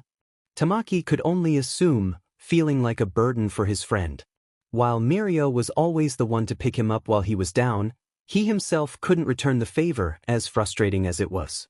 I know I've grown a lot, Mirio thought, but there's so much I'm missing to become a hero. I know I can get stronger, but I just can't feel it. As they neared their destination, they entered an apartment complex that was similar to any other one. But as they were about to go up the flight of stairs, they noticed something peculiar. Hey Mirio, I think you got mail. Really? I do. He asked, rounding back to see a paper sticking out of the apartment mailbox by the entrance, specifically coming from the one with his apartment number. The two curious boys walked over and collected the mail, a mysterious envelope that opened to reveal an address to Mirio. And it came from? You got scouted out by the Nighteye agency? Amajiki asked, trying to understand the letter. Potential? Nighteye? Hold on a second. The Nighteye agency? As in Sir Nighteye? All Might's former sidekick Nighteye? Mirio finished the other's thought, their excitement slowly growing before it finally boiled over as he shouted to the sky, ecstatic with the news. Even his friend couldn't help but grin from the news, the answer to his friend's problem. Holy crap! This is it. My big moment. Mirio exclaimed as he held the paper high into the air. For your talent and potential? That's so awesome. His friend cheered lightly, unable to help himself from Mirio's excitement. The two celebrated for a minute or so before Mirio was hit with a few important questions. Hold on. They reached out to me? How did I manage that? He asked himself. And why now after the school year is nearly over? As unbelievable as the news was, there were also a strange set of circumstances surrounding it. Why would the Nighteye agency be scouting out new talent now so late into the UA school year? And why him, a slightly above average student? It's not rare that agencies contact you. That's how I got into the Fat Gum agency. Tamaki reminded his friend. As for why now, that one you'd have to ask yourself. But I don't think I've worked hard enough to deserve something like this. Mirio thought, gripping the letter in his hands. This truly was a gift from God himself, a new opportunity. It felt so unearned. Shut up. Don't talk like that, Tamaki retorted, now in a serious and slightly angry tone. You've worked harder than anyone I know to get where you are now, so don't say that you haven't. I can't let you talk like that, don't take yourself lightly. Mirio was only impressed with his friend's seriousness, displaying his strong set of beliefs. As shy as he was quick to defend his beliefs and those of his friends, almost forgetting the anxiety he had stored within to jump to the defense. It was admirable, especially for a boy like him who lacked so much confidence that it was a miracle he still lived. Right? Thanks. Mirio smiled, making his friends smile warmly in return. Still, I wonder what they want from me. Who knows, but it says you gotta meet Sir Nighteye himself tomorrow. Maybe you can tell me how it goes after school. Amajiki suggested as he walked up the stairs, disappearing from sight and leaving Mirio to ponder his own thoughts. My potential, huh? It didn't take long for the tour to end, visiting a few buildings that were owned by All for One. The small variety of buildings were all on the same block, and the surrounding area was also abandoned for better cover. Since Kurogiri was Tamura and now Izuku's private transport, they didn't have to worry about accidentally revealing their base's location, but even so the entire block lacked cameras unlike the more populated areas of town, as well as people for that matter. The first building was a hotel, old and a bit dusty with less than 50 rooms in total. Their Tamura had a room somewhere within the building, and while most of the building was left unused, it looked well enough for an abandoned hotel. It was also promising for Izuku because if he ever wanted to, he could stay the night for more training or exploring. The second was a simple warehouse with nothing inside. The metal beams and structure itself was a little rusted and dusty, but it existed to serve its purpose as a front for potential meetings, or to just store things. The last of the buildings was another warehouse, only this time there were a few distinctions. A large corner of the place was covered with plastic mats on the floors and walls, and across from that were a few benches with weights of different kinds and sizes as well as a pull-up bar. Beside that were dartboards, targets, training dummies and punching bags. The entire facility was repurposed for training in different manners and ways, which Izuku wasn't too sure who these were for other than himself. While Izuku wasn't shown the entire town all at once, he was given the base's location on a map, which was a whole 2 cities away from where he lived. Maybe one day he could explore the city itself, but not today. Today he had training to get to. As the two entered the last of the 3 buildings, Izuku found himself strangely impressed by the hideout. It wasn't a matter of the quality or quantity of the buildings, but the simple fact that someone could hide from the heroes in plain sight was scary in a way. Wow. Do you guys use these to train? Izuku asked curiously. As of now, the only people he knew were Sensei, Tamura, and Kurogiri, and none of which looked as though they would use these sorts of things. Not at all. Kurogiri responded. I cannot train my raw strength like others can, and neither can Tamura. But Sensei bought these recently for you. He got me my own gym equipment. He also apologizes if the material is inadequate and that newer and much better equipment will arrive over time. That's all right, thank you very much. Izuku bowed, flattered that his sensei went through such trouble for his training. I'm glad to hear it. Kurogiri answered before he cleared his throat, getting Izuku's full attention.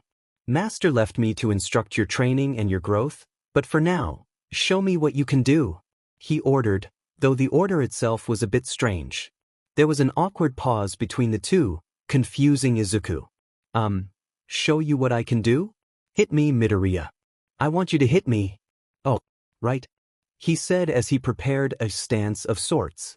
Although he sees heroes fight on the regular and even knows some of their techniques, he still didn't understand how to fight on his own. He knew what a punch was and how to do it, but not when to throw it, so to speak. His stance was also all off, mimicking a hero he once saw as he placed his hands to his sides and stared at Kurogiri, in a bracing manner rather than an attacking one. He's entirely out of his element here, replicating only what he sees from the heroes. Kurogiri observed as his hands remained behind his back casually. Without another word, Izuku charged after the warp villain, running as fast as he could before he threw his right arm after the mist man. But rather than hit anything, Kurogiri evaporated as he teleported behind Izuku, making him stumble forward. He was left baffled as he struggled to recover, only to feel a cold slap hit him from the back of the head. Oh, that hurt.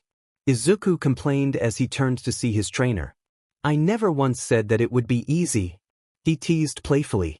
Then this just got much harder than I realized. Izuku analyzed as he took up a better stance, putting his hands to the ground and crouching low for a potential burst of speed. Again he ran after Kurogiri and yet again he missed his attack, getting slapped in the back of the head. He turned around and tried the same tactic again, only for history to repeat itself a few times over.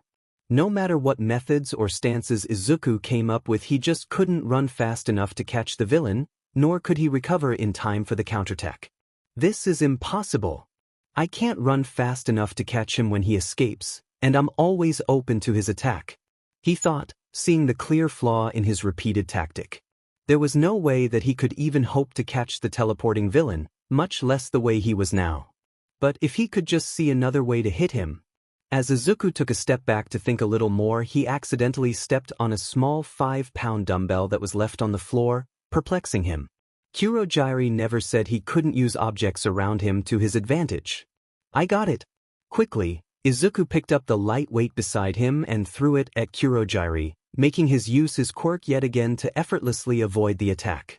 As he appeared behind the boy and readied his hand for his counter, Izuku ducked in the nick of time, spinning around to deliver a quick punch to Kurogiri's gut, which did nothing. Rather than feel good over his achievement, Izuku was shocked to find out that his attack had absolutely no effect on the man. He knew his body was nimble and all, but no effect? He didn't even flinch. Impressive, you saw right through the pattern. As expected from a boy like you, Kurogiri complimented, more focused on the positive than the negative. The entire point of the warm-up was to test Izuku's smarts, since his brawn was nowhere near close to his. Not because of any quirk, but because Izuku was far too frily for a kid as is. I don't get it, was that all I've got? Izuku wondered, hopeless that his punch was so weak. That's indeed true for the moment. But there's a reason why you need training. No one begins their journey perfect after all. That's good to know. Thanks. Izuku replied, slightly more motivated in himself. He was right, surely someone like All Might had to train before he became so strong. As the boy began his exercises, Kurogiri paid close attention to the kid's weaknesses and strengths. He was personally instructed to help Izuku go as far as he could possibly go without a quirk, to break his limits. It confused him as to why he needed to do these things, since All for One could simply grant Midoriya a quirk without the need to prepare beforehand. Whatever it was that All for One planned, he wasn't privy to it, but Kurogiri did as he told. For now, it was his job to oversee Izuku, and he will do so effectively and efficiently. The next day, many miles away from the school of UA stood a large 5-story building, the headquarters of the Sir Nighteye agency. Compared to the rest of the buildings nearby, it didn't stand out as much as one would expect, matching the same height as most other buildings around and being made of an identical structure as all the others. To the uninformed, one would have easily passed the building as nothing more than another office place of sorts. But to people such as Mirio, the building stood tall and imposing before him as he stared into the glass with awe and nervousness. The teenage boy traveled an hour by train to get to the agency, which was a real pain to deal with the crowd traffic and the distance from UA, but when he arrived he could feel his heart skip a beat. This was it? I can't believe Sir Nighteye sought me out. Can he see something about me? He asked himself as he gripped the sides of his pants. While he was by no means an All Might superfan, he knew that Sir Nighteye was All Might's former sidekick who could predict the future in a way. Why he of all people would seek out an unassuming kid like Mirio was a mystery, but it filled him with an odd sense of confidence that he was spotted by someone so big while stripping away his normal positive attitude. He had to take this seriously. Once the nervousness subsided a little, Mirio was able to force himself through the glass doors of the office space and into the lobby, where he saw absolutely nothing of interest. Not that the place wasn't vibrating with busy activities like the receptionists answering phone calls or people walking from one place to the next, but to anyone else it looked like a standard day at an office than a hero agency. Then again, I didn't know what to expect. The boy shrugged as he felt the tension ease away from him. Compared to the one other time he had a work-study earlier the same year, the building wasn't too different from other agency buildings either. "Oh hey, you made it," a voice said from the nearby, making Mirio turn to face the source of the noise. Walking towards him was a scantily dressed, blue-skinned woman wearing what could be guessed as her hero uniform. She had deep blue hair with gray eyes, and wore a see-through gas mask over her face. She wore a white and blue shirt that cut just below her slightly exposed breasts as well as dark blue gloves over her hands. She had extremely small white shorts with an open zipper that only slightly covered her black leggings that went under her large white boots. While she did reveal a lot of skin for a hero, it wasn't rare for female heroes to be loosely dressed either because of their quirks or to simply attract a specific audience, though the former was certainly the case over the latter. "Hi, I'm Karkoko Awata, Sir Nighteye's sidekick, but call me Bubble Girl," she introduced herself. "You must be Mirio." "I am. How did you know?" "Sir Nighteye expected you, so he sent me to fetch you," she explained easily. "Follow me, I'll take you to see him." Without any delay, Bubble Girl brought Mirio to Nighteye's personal quarters, another office space that was at the 5th and final floor of the building. As they traveled, Mirio could feel his ever-increasing tension rise slowly as he got closer and closer to Nighteye's office. "Hey, take it easy. You don't get anything from overthinking," the woman advised Mirio bluntly, sensing the stress he was under. It was common for her to see others get intimidated by Nighteye, so by this point she was only repeating something she'd say to newcomers. Mirio heeded her advice as he forced a few deep breaths, though still a little shaky. He didn't know what to expect, and by this point the nerves were getting to him. "Thanks," he thanked before they finally reached the door to the office. There was a long moment of hesitation as Mirio stared at the door, lacking a lot of the confidence that he was usually well known for having. It was so incredibly intimidating for him to take such a big leap all of a sudden. What if he looked stupid in front of him? "Hey, do you have any advice I could borrow? I'm feeling a bit scared right now." He chuckled light-heartedly, forcing a weak smile. The blue woman chuckled in her response, seeing the young teenager so filled with nervousness. "Just smile, make a joke or two. Sir loves people who can act casually under pressure." "Make a joke?" Mirio asked himself, surprised as he took a second to bridle his nerves, albeit a bit unsuccessful. "Act casually, I got it. Thanks," he said as he entered the room before he could regret his decision. When he entered, the first thing he noticed was that the office space, though it looked much like any other, was also chock full of All Might merchandise and memorabilia.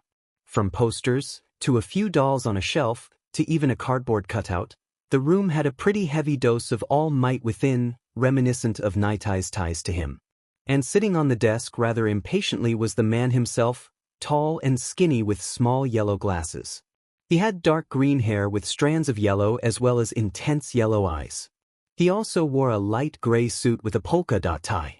As strange as he looked, the most important aspect was his serious expression that was always highlighted by the occasional shine of his glasses. Hi, I'm Mirio Togata. Sorry to, catch you by surprise, though I guess nothing catches you off guard, huh? Mirio tried to ease the tension, as the pro-hero sat completely still, seemingly uncaring. So, you wanted to see me? Mirio silenced himself, feeling his skin crawl out of embarrassment. There was an awkward moment of silence as the still hero remained so, carefully analyzing Mirio from where he sat before he stood up from his chair, knowing everything he needed. Firstly, you don't need to introduce yourself, I already know very well who you are. He lectured, making Mirio swallow his own spit. You're a student at UA High School under the Hero course, an overall average student with average grades and a decent quirk. Guess I'm really making a fool of myself? Mirio thought as he could feel Nighteye's intense gaze staring at him. And secondly, you get a C on remaining casual, though to be fair you've already entered a potentially hostile situation willing to lighten up. Acceptable? He continued analyzing, which surprised Mirio. So acting casual was the way to go? Sorry, what? My sidekick was correct in telling you that I value people who can act casually under stress, because people like All Might are vital in keeping the peace around the world, and one of his key aspects is his ability to handle stress with ease. That's why I value a more casual approach to heroing. The man explained, answering a question that Mirio had. And before he could even ask his second, he was already answering it. You want to know why I applied you to my agency? Why? How'd you know? Basic intuition. He responded. But as to why I wanted to invite you personally, without much of a word the man placed a hand behind Mirio's neck, purple light shining from his arm as he stared deeply into his eyes. Before him he saw a short glimpse of a future, a young man with blonde hair, a white suit and a red cape striking the same pose as All Might, taking up his stance both literally and symbolically. He was right in sending him here. I can see a bright future ahead of him. I thought, days earlier. You want me to train Mirio Togata? Nighteye found himself asking through the phone as he stared at a file of UA High School records. That's right. I've made my decision on the future of One for All. I'm sure if you look into the file further you'll see just why. The voice of Toshinori Yagi, or All Might, spoke through the phone. It's been years since they've spoken to each other, so for him to call out of the blue was certainly strange. Sure enough, the clairvoyant was able to see the reason behind this. Mirio, as described by the file, was known as a light-hearted teenager with a general do-good attitude. While his quirk was quite powerful for its current standing, it was another part that intrigued the green-haired man. His goal is to save 1 million lives, huh? That's quite the ambition for a boy like him. That's true. But it's that sort of thinking that I'm looking for in the next symbol of peace. Someone who doesn't want to be a hero for the benefits but for the sole sake of saving lives. All Might stated.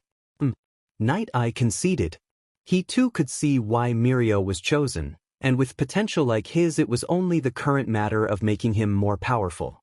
So, you want me to prepare him as a vessel for One for All, do you? Not just that, he said, I want you to release all of his hidden potential, to make him as strong as he can be on his own. And only then will I feel comfortable in passing down this power. He definitely has room to grow, that's for certain. He thought as he walked back to his chair. I wanted you to come here because I can see the potential within you.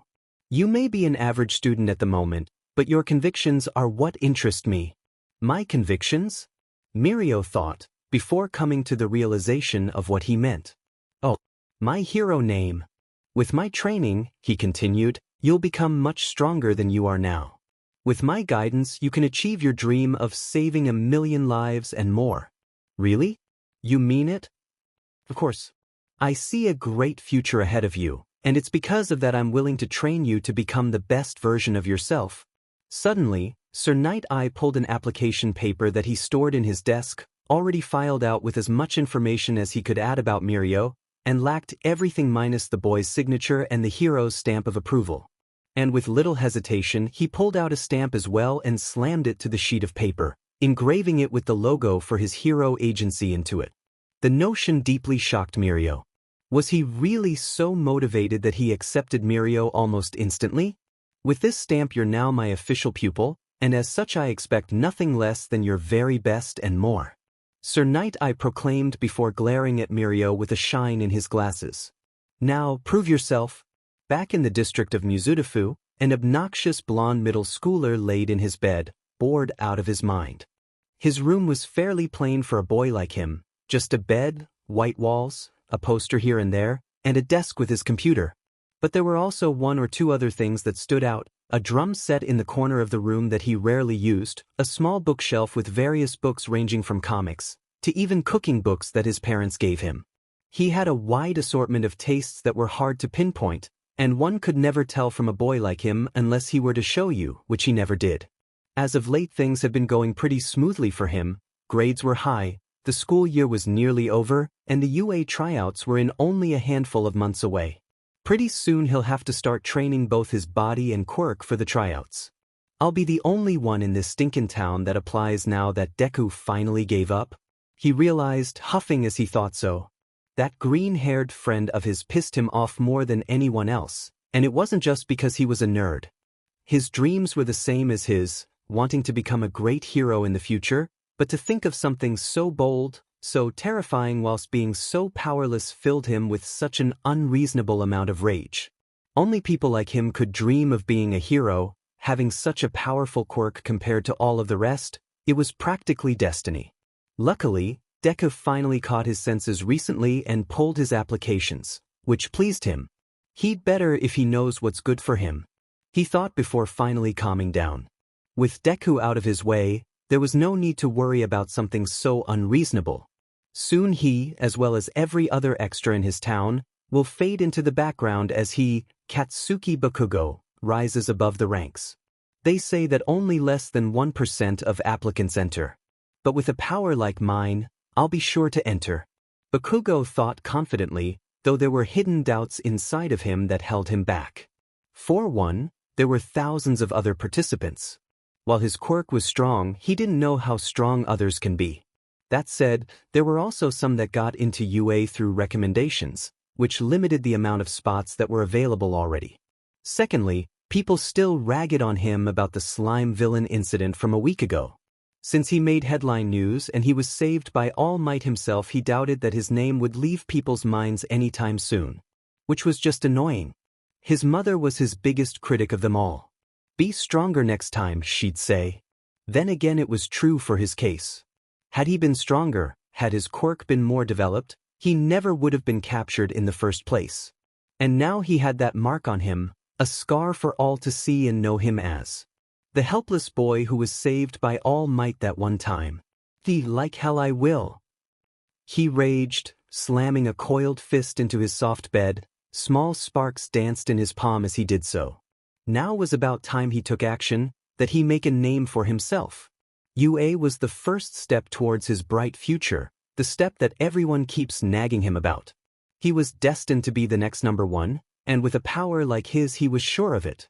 He will get into UA, and he will crush those tryouts. But you can't just get things done by dreaming. He scolded himself, jumping from his bed.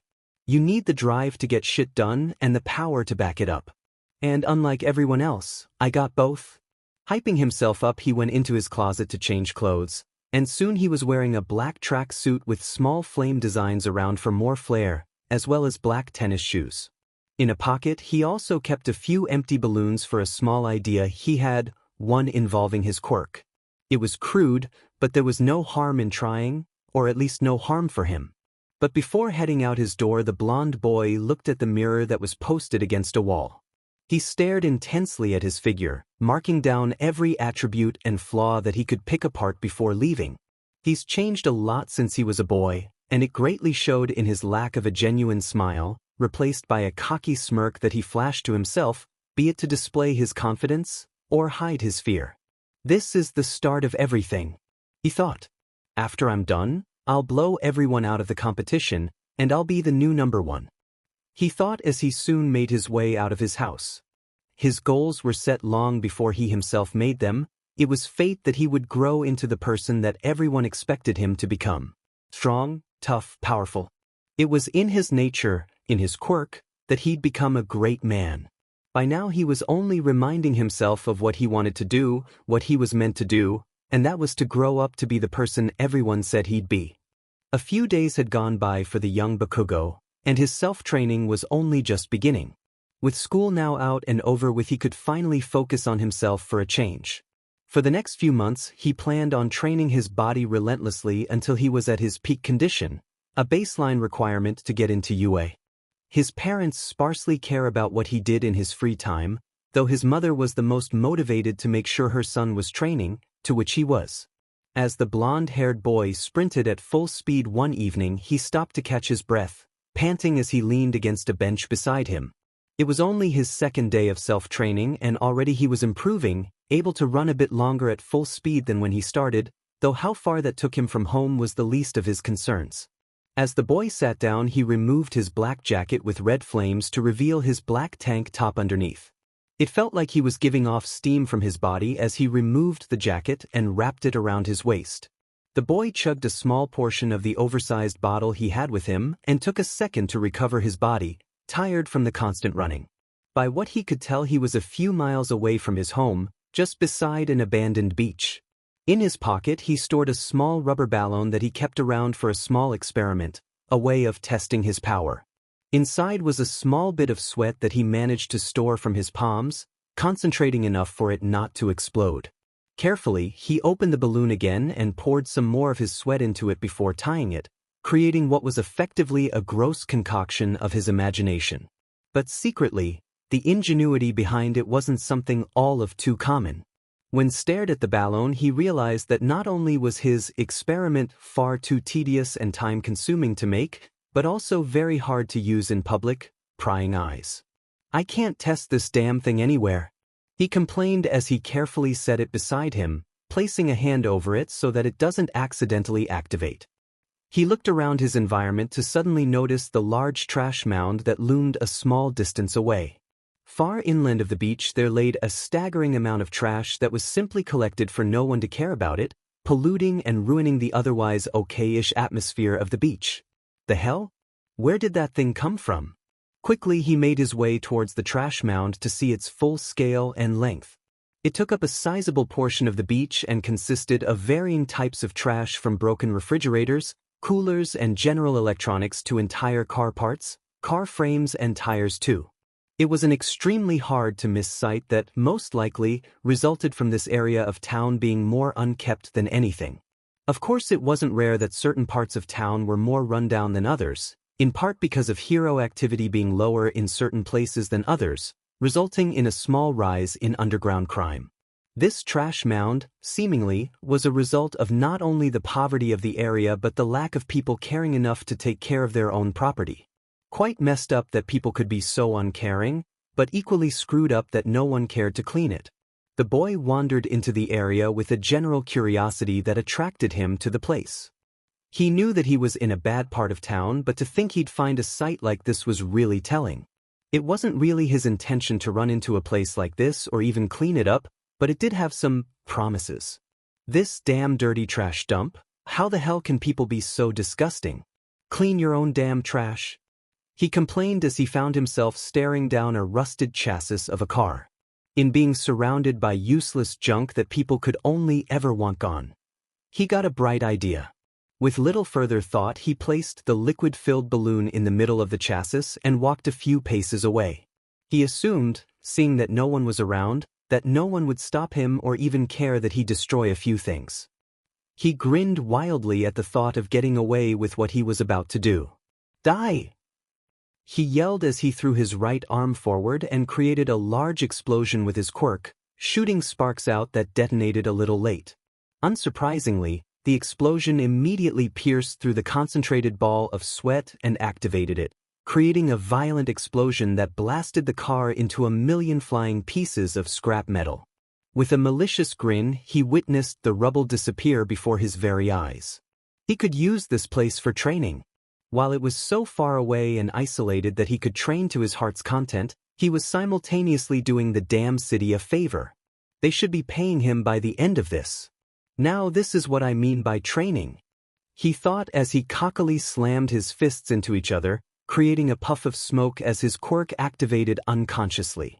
In the short span of time that had passed since his training began, Midoriya was already improving his body, pushing himself daily in order to meet and even exceed the expectations placed on him.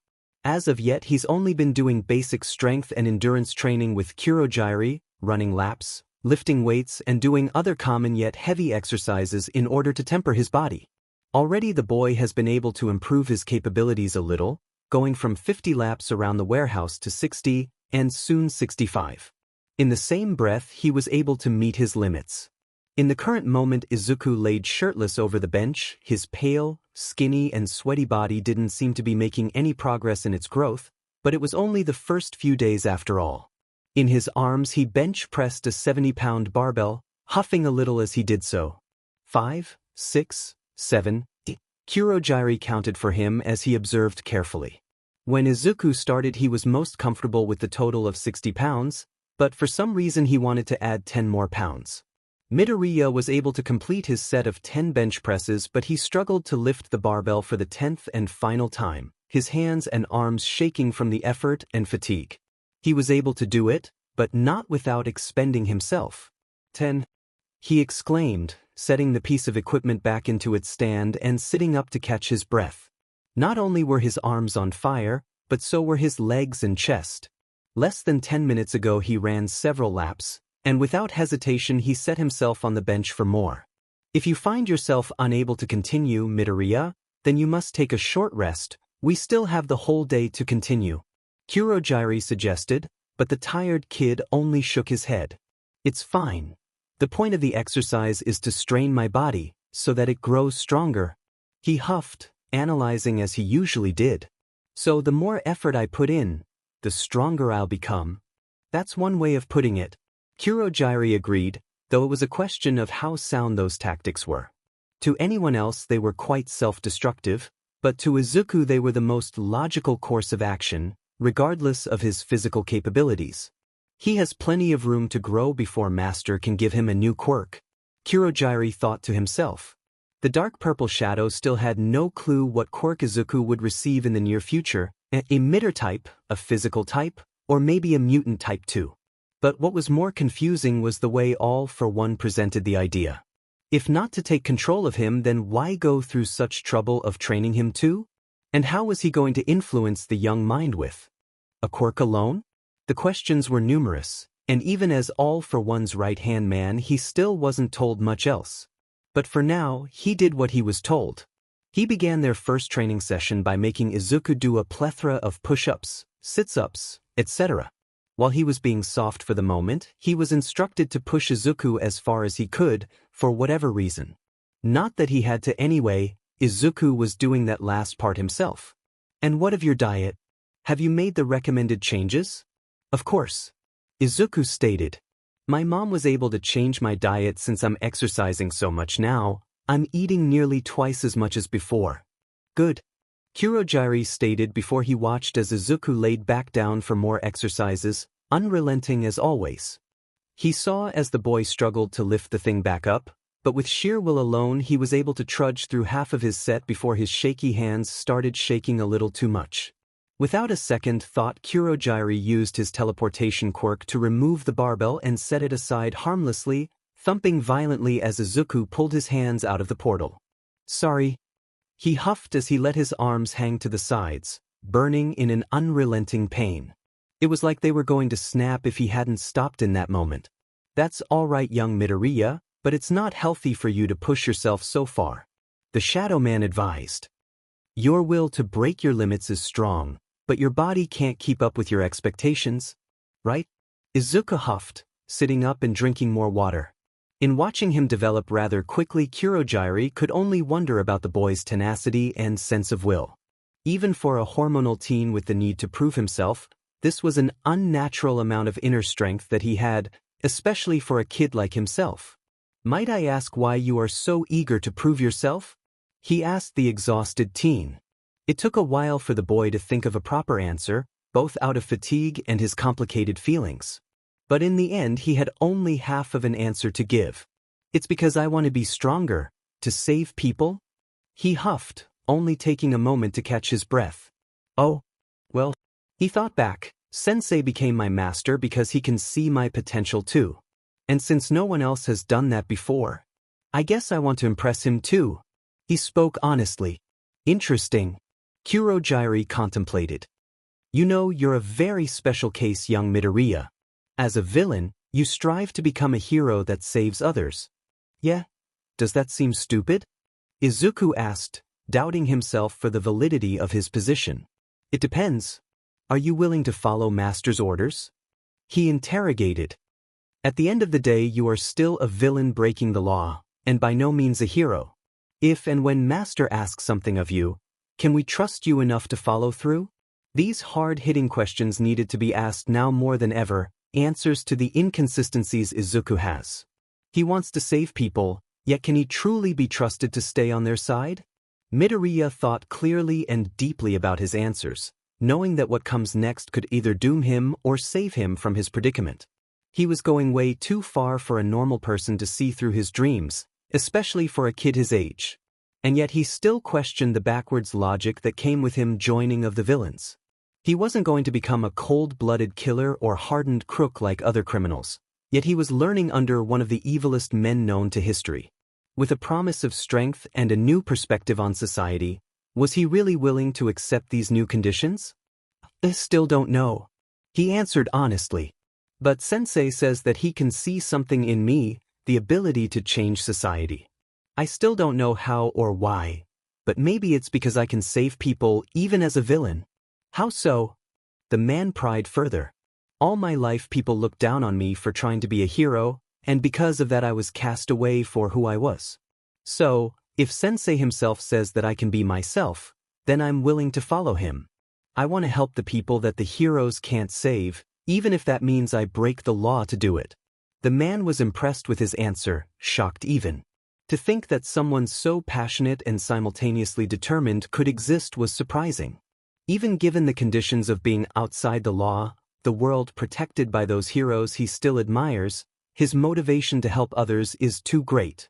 It's a wonder how Master will bend him to his will. His ideals, they're almost exactly the same as All Might's, Kurogiri observed, though he's more than willing to follow him to the darker side of the law. Whether or not he'll be accepting of people like Tamura, or accepted by him for that matter, was still a great question. I'm not sure why Master wants the boy to break his limits or join his side with starkly contrasting views, but the only thing I can do is follow his orders to the best of my ability. I see. He responded, changing the subject again. Why not finish the exercise later? For now I'll occupy you with a few sit-ups since that's more your speed. He stated. Midoriya, not seeing any way he can finish the exercise without a proper rest, agreed as he sat on the floor and immediately began his exercises, more than willing to break his body if it meant he'll achieve his dreams. Elsewhere, in an underground training facility, Mirio trained to his heart's content. In no time at all he took up his position as Sir Nighteye's pupil with a powerful enthusiasm that impressed those around him, spending very little time to himself and devoting all of his efforts into both school and his hero work. Likewise, Sir Nighteye diligently oversaw his training, and at the current moment he fought with the teenager inside of an underground facility under his agency. It was a plain white room made of solid concrete, only a little larger than most office buildings. Your attacks are still sloppy, adjust them, he ordered as he avoided yet another right hook. With little to no effort he avoided the quick flurry of bland and pointless attacks from Mirio by dodging, and it wasn't until the barrage was over did he throw his own strike. He made a chopping motion after Mirio's neck, but in the same instant he activated his quirk, making the attack pass through him and countering with a punch to Nighteye's exposed side. Yet in a swift motion the clairvoyant hero sidestepped outwards, avoiding the attack and using his leg to quickly sweep Mirio from his feet. This time he was too off guard to activate his quirk on time, making him fall onto his back. "God damn, I thought I had you." He chuckled as he jumped back to his feet. You know that's not the true objective of this task. Nighteye lectured. If at any moment I decide to counter, you should be ready to activate your quirk and avoid my attack. Yeah, but the problem is I can't react so fast. Tiredly the man sighed to himself, his lesson still not sinking in with the teenager. Then predict their movements. Anticipate their attacks and stay on your guard at every moment. I still don't get it? He admitting, only making Nighteye angry. Then learn. He shouted, only to catch himself in his frustration and put a palm on his face. I don't understand. All Might chose him to become his successor, yet he still can't even fathom the idea of predicting an opponent's attacks during combat. He ranted to himself. It was needlessly frustrating on his part to teach Mirio. The boy, well-meaning as he was, couldn't grow at the rate that he expected from the golden child, the supposed prodigy. Like All Might, he needed to be strong, intelligent and kind, and while he was perfect in the last quality, he sorely lacked the first one. But in the end it was his own expectations that weighed down his patience. His teachings were meant to craft the perfect vessel for one for all, and if things don't go as perfectly as they need to, then the bright future he witnessed would come much later than sooner. I need to temper my own expectations, as hard as that is, he admitted to himself. The legend of the number one hero wasn't grown overnight. The boy's still learning. Hey, sir. The man, upon realizing that he stood still for too long, looked up at his student with a blank expression to see the hopeful boy. Rather than hurt him, his outburst seemed to have motivated him further, giving him an energy that wasn't there before. I want to go again now. I still don't understand a few things, but I swear that I'm not gonna let you down, Mirio declared proudly, placing his full confidence in his abilities. Then show me, Nighteye declared as he suddenly threw a fist at Mirio. Rather than use his quirk, however, Mirio instead shifted his head and dodged the attack, as well as the following string of clearly telegraphed punches. Restraining the use of your quirk? A bold strategy, and one that won't take you far, Nighteye declared as he continued with his string of attacks. Slowly he ramped up the speed of his attacks, throwing punches with lightning-fast precision. Though Mirio was able to react fast enough to avoid the attacks, he soon started to backtrack as Nighteye's attacks got wilder. Eventually Mirio was met with a powerful swinging fist that he blocked and tried to counter with his punch, but as usual Nighteye avoided the attack by shifting to the side and sweeping the floor with his leg. Surprisingly, Mirio instead opted to use his quirk to disappear into the ground, allowing Nighteye to recover from the floor. He's going to use his quirk to propel himself from the floor and fake a strike, leading into a well-timed kick. He predicted as he stood completely still. Soon enough the future he saw happened as he back-stepped out of the way of a rising fist coming from the ground. Whilst suspended in the air, the naked Mirio shifted in the air and launched a backwards kick aimed straight at the man's head. Luckily for Nighteye, he saw the move coming and rather than block or much less receive the attack, he instead ducked and used his intense flexibility to send a lariat kick that passed through the boy with ease. Seeing his opportunity, Mirio attempted to use his fall to strike his mentor, extending his arm and swinging it downwards as he fell. In response, the exposed Nighteye was somehow able to hop with one foot and crane kick his student with a speed and agility that far trumped his student, almost inhuman were it not for his decades of training. It was only then that Mirio was caught off guard, his punch missing its mark as the kick struck his chin and sent him flying a few feet away. When he fell, Toga wasn't able to use his quirk on time as his back struck hard onto the concrete floor. The brutal strike left him a bit dizzy as he gripped his head to stop it from spinning. I wasn't fast enough, was the thought he had as Nighteye soon tossed his pants onto his crotch to cover his exposed privates. You did better, but realize that your speed isn't the true key to your strength, it's your ability to defend while attacking. He lectured with much less disappointment than before. The boy's ability to avoid so many attacks without his quirk was impressive, and the movements he displayed were admirable, but his own ability to see the attacks coming only highlighted the mistakes that were made. Still, it's better than before, he admitted as the boy rose to his feet yet again. Though he still gripped his head in pain, he chuckled light-heartedly as he put on his pants. But you gotta admit, I'm getting better. He smiled, not allowing Nighteye's scathing negativity from before to wear him down. Mirio knew where he was going wrong. Hell, he's far harsher on himself than Nighteye is. Yet he knew that he still had lots of room to grow. Even if he struggled, he was confident that he could grow under Nighteye's direction. Seeing his attitude, Sir Nighteye only smirked. Even with the hell that he's put the boy through and the hell he has yet to endure, he's able to face it all with a smile and good spirits. Much like All Might? That's true. You're doing far better than before, he admitted rather reluctantly. There were still at least a few more months of training before classes start, but in that time Mirai Sasaki was intent on pushing the boy past his limits and into the future that he not only expected, but hoped for more than anything. With newfound determination, the three boys continue their training through the summer months, growing even stronger until they were finally recognized by both themselves and others around them. Flash forward.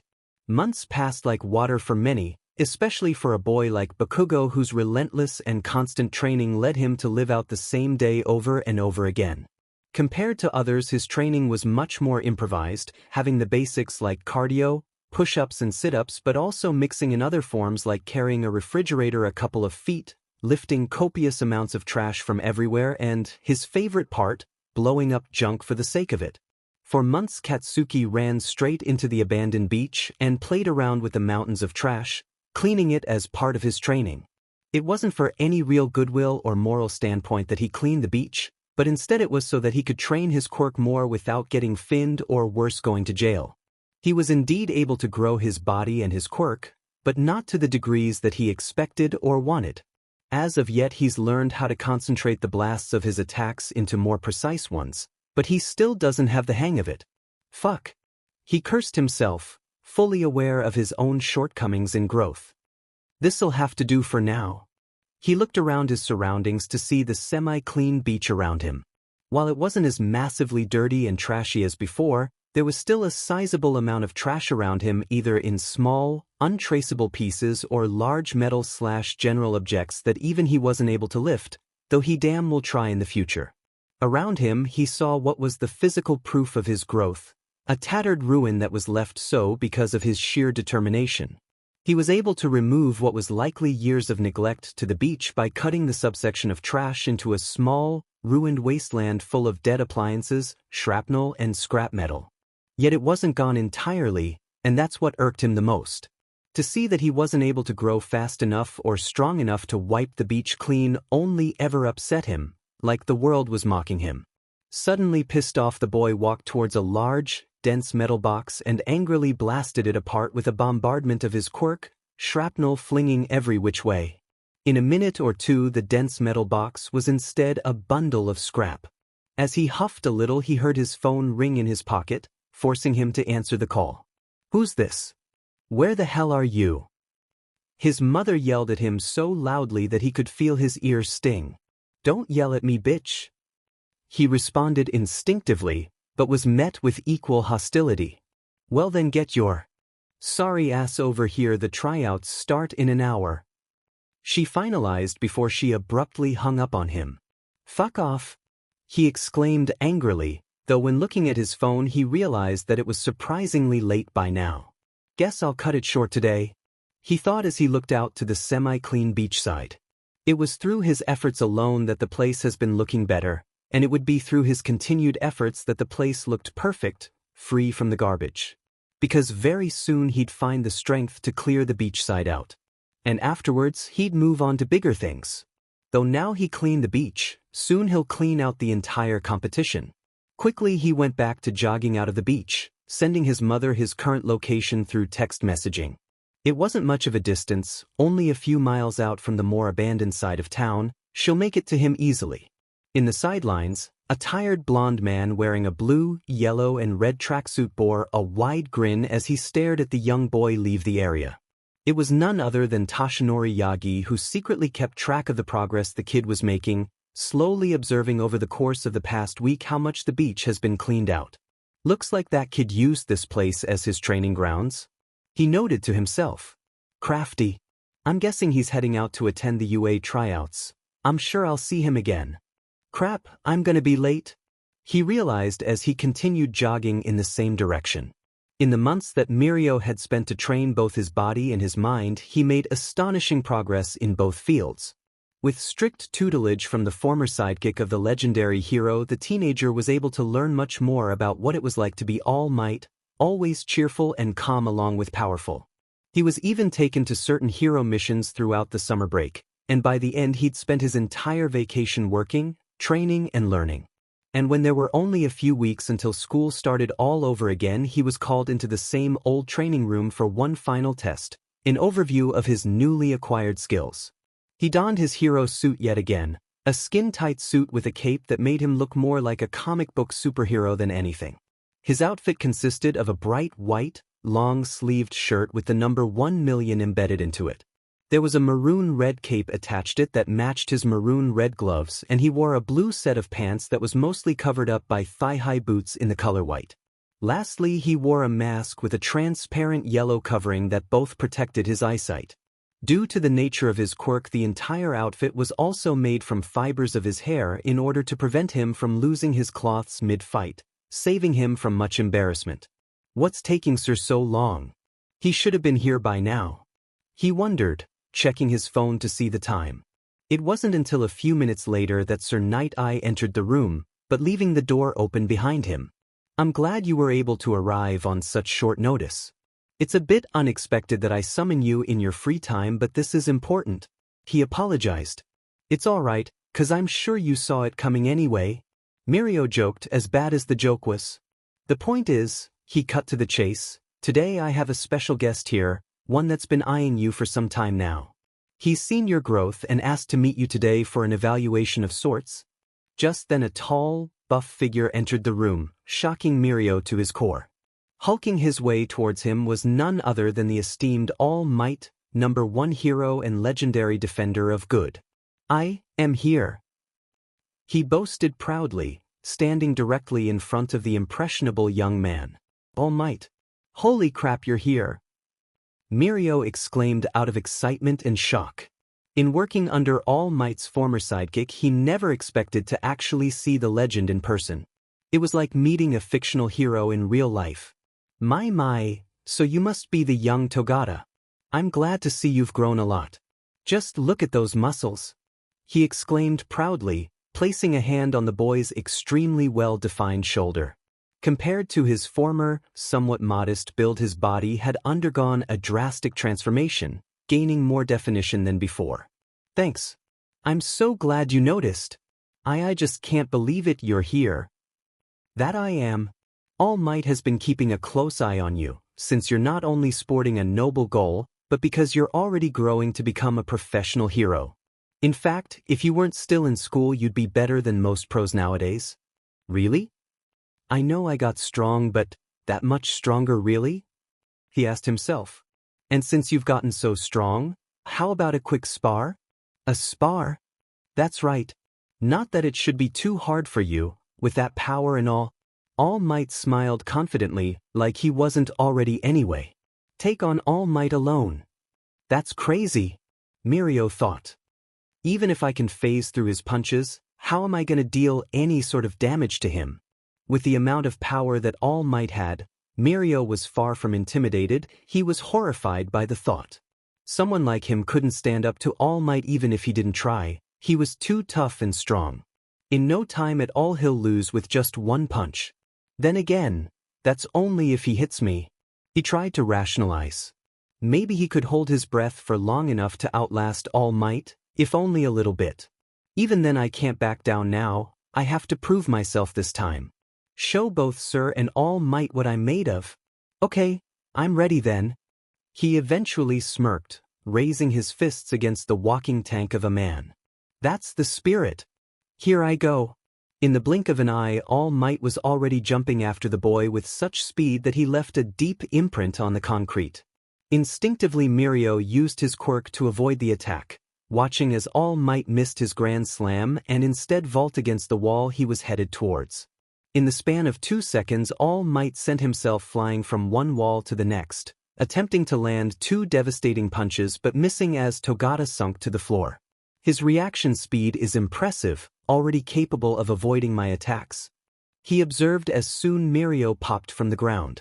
My turn, he yelled, charging straight after All Might with his right fist cocked back. Easily, All Might held out his arm to effortlessly block the attack, but to his surprise the fist went through his hand and at his face, landing a powerful punch that made All Might to reel his head back a little. So he's finally trained well enough to pull stunts like that. This'll be much harder than I thought. Feeling a bit more cocky, Mirio sent out a barrage of high-speed punches at All Might's chest, none of which did remotely any damage but were at least chipping away very slowly. In the middle of the assault, All Might attempted to swing for an attack, but he was unable to hit Mirio as he activated his quirk in certain places to avoid the attack altogether.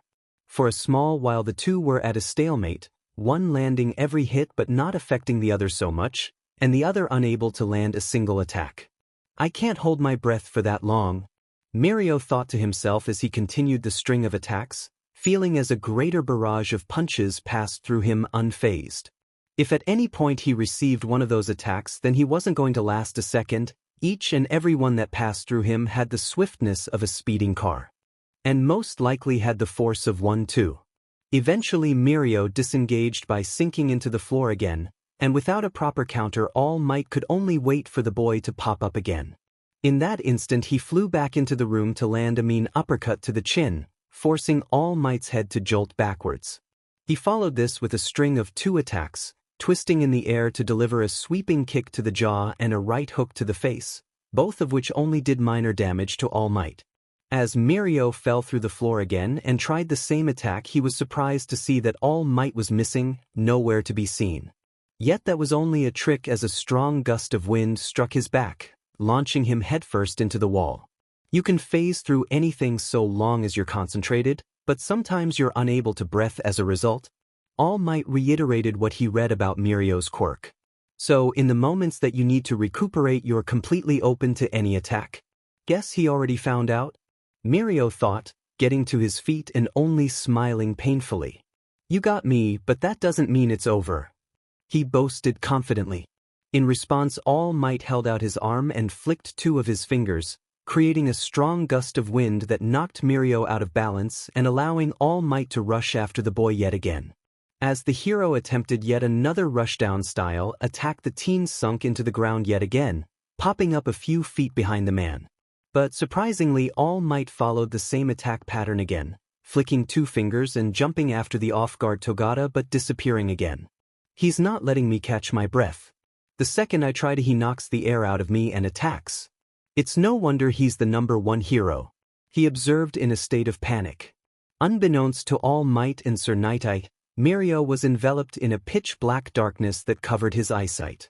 The air inside of his lungs was nearly gone and he was unable to breathe, giving him the sensation akin to dying while buried alive.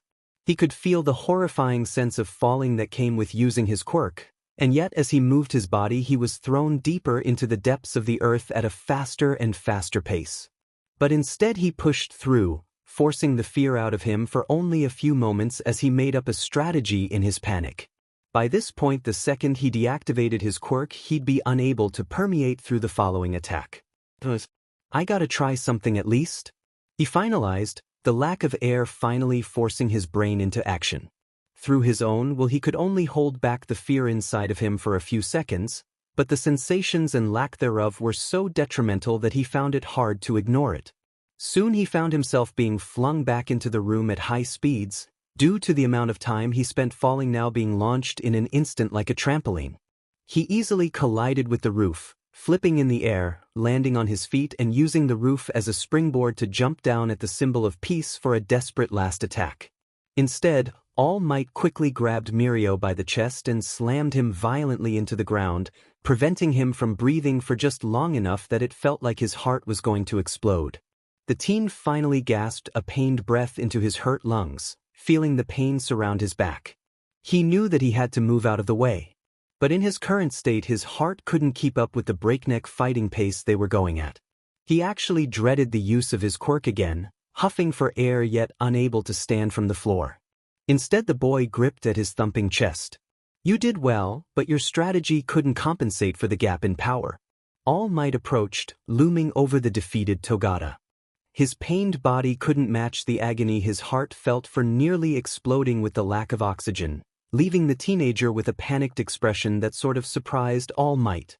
"Thanks," was all he could muster, taking deep breaths to both calm down and absorb more air. All Might kneeled beside the young boy and stared deep into his eyes, only able to guess what's going on. If he's unable to breathe while using his quirk, then the deprivation of oxygen can put a great strain on his heart, All Might observed. And yet despite the horror that came with choking himself to near death, the young Togata was still able to formulate a last-ditch effort of an attack. Even while laying on the floor, he wore a meek smile covered by weak chuckling. "And he still wears that smile?" he observed as well, laughing proudly at the boy. So young yet already so daring, mirroring himself in more than one way. Guess he really didn't make a mistake after all in choosing a new student? "It seems you've been able to prove yourself to me. Even when facing an opponent 10 times your strength, you faced me head-on without hesitation. For that I can truly call you my pupil." "Hold on, the pupil?" "You see," Sir Nighteye explained from the sidelines, "the reason for this assessment was for All Might himself to see what you've learned. That way, he'll be more inclined to teach you more about heroing himself." "Teach me?" "So that makes me dash. My star pupil is what?" All Might exclaimed rather proudly, almost yelling to the world what happened, declaring the new event with a daring sense of pride. It all felt so surreal to Mirio. He just became All Might's pupil. Is this secretly why Sir Nighteye sought him out? Because he knew that he had the potential to get here? This can't be true. Am I really his pupil now? Hold on. Why are you doing this? It's so sudden that you'd find me now and to just start training me all of a sudden. Is something going on?" he asked, making All Might chuckle. "I'm glad you ask. Because I'm here to make sure my legacy lives on. I want the new symbol of peace to carry on what I've created. And you, Lemillion, are just the aspiring young man to do it. That's because you have the conviction of a true hero, one that will uphold society as I have. You can save people by keeping the peace the same way I've done it, by giving hope to others and aspiring them to do great things," he exclaimed, outstretching his hand towards the boy. "So, what do you say? Are you ready to accept your future?" Mirio could only freeze for a second as he stared at the hand that reached out for him. He could feel an immediate wave of self-doubt plague his mind, holding him back from shaking that hand as his heart often did force him out of permeation. He wasn't anywhere near as strong or as popular as All Might was, and filling his enormous shoes was a gargantuan task in it of itself. He just doubted if he could ever reach that level of greatness to become the next symbol of peace. And yet his motivation kept him in check, not just his unstoppable need to do good but also to grow as strong as he could. It wasn't for the glory that he wanted to save 1,000,000 lives, to spend endless days practicing his quirk and confronting that everlasting nightmare every day. It was because he wanted to become his best self for others. Tamajiki, some members of his class, his father, they all looked up to him because he strove to be his best self, and in doing so he motivated others to do the same. And to be recognized by a man like All Might, the person he strove to be like every day, even going as far as taking lessons from his former sidekick, it was all just too much. With a small tear running down his eye and a wide smile, Mirio shook the hand of All Might himself. In the sidelines, Sir Nighteye hid a sly smile from the other two, elated by his own efforts in growing Mirio as well as witnessing the true passing of a new torch. Here's to a grand future. Much like Mirio, Izuku too made lots of progress on himself. Through the hard work of Kurogiri and himself, his body was much tougher than before, sporting a set of soft abs that, although not much, were still a great accomplishment for the young kid. And though there was still plenty of work to be done, this was the moment that Izuku had been waiting for. The day he would be truly initiated. One morning Izuku awoke and began the exact same schedule he always followed. He jumped out of bed, ate his breakfast, donned his light green tracksuit and made his way out the apartment for jogging. Thus he made his way to the hideout for the League of Villains. But when he arrived, instead of seeing the usual warehouse with gym equipment, he was at the bar. Before him stood All for One and Tamura, who wasn't gaming for a change. "Oh, sensei." Midoriya bowed respectfully. "I'm glad to see you again." Did something happen? Nothing to worry yourself with, my student. Only, I have a special offer for you, Izuku. All for One cut straight to the point. Beside him Tamura was actually fully attentive, a scary change that told Izuku there was something important going on. Something he wasn't aware of. As you may already know, your high school days are fast approaching, meaning that your training time will be cut short for a change. All for One stated. But that also means that the hideout tryouts are occurring today, and soon after the School for Heroes will resume operations again. Of course, Bakugo is definitely going to ace the exams and get into UA like he always dreamed. Izuku thought, clenching his fist a little. Even though he wasn't going to try out himself, not after what happened with his turn to villainy, the nervousness that came with the fast approaching day hit him as well.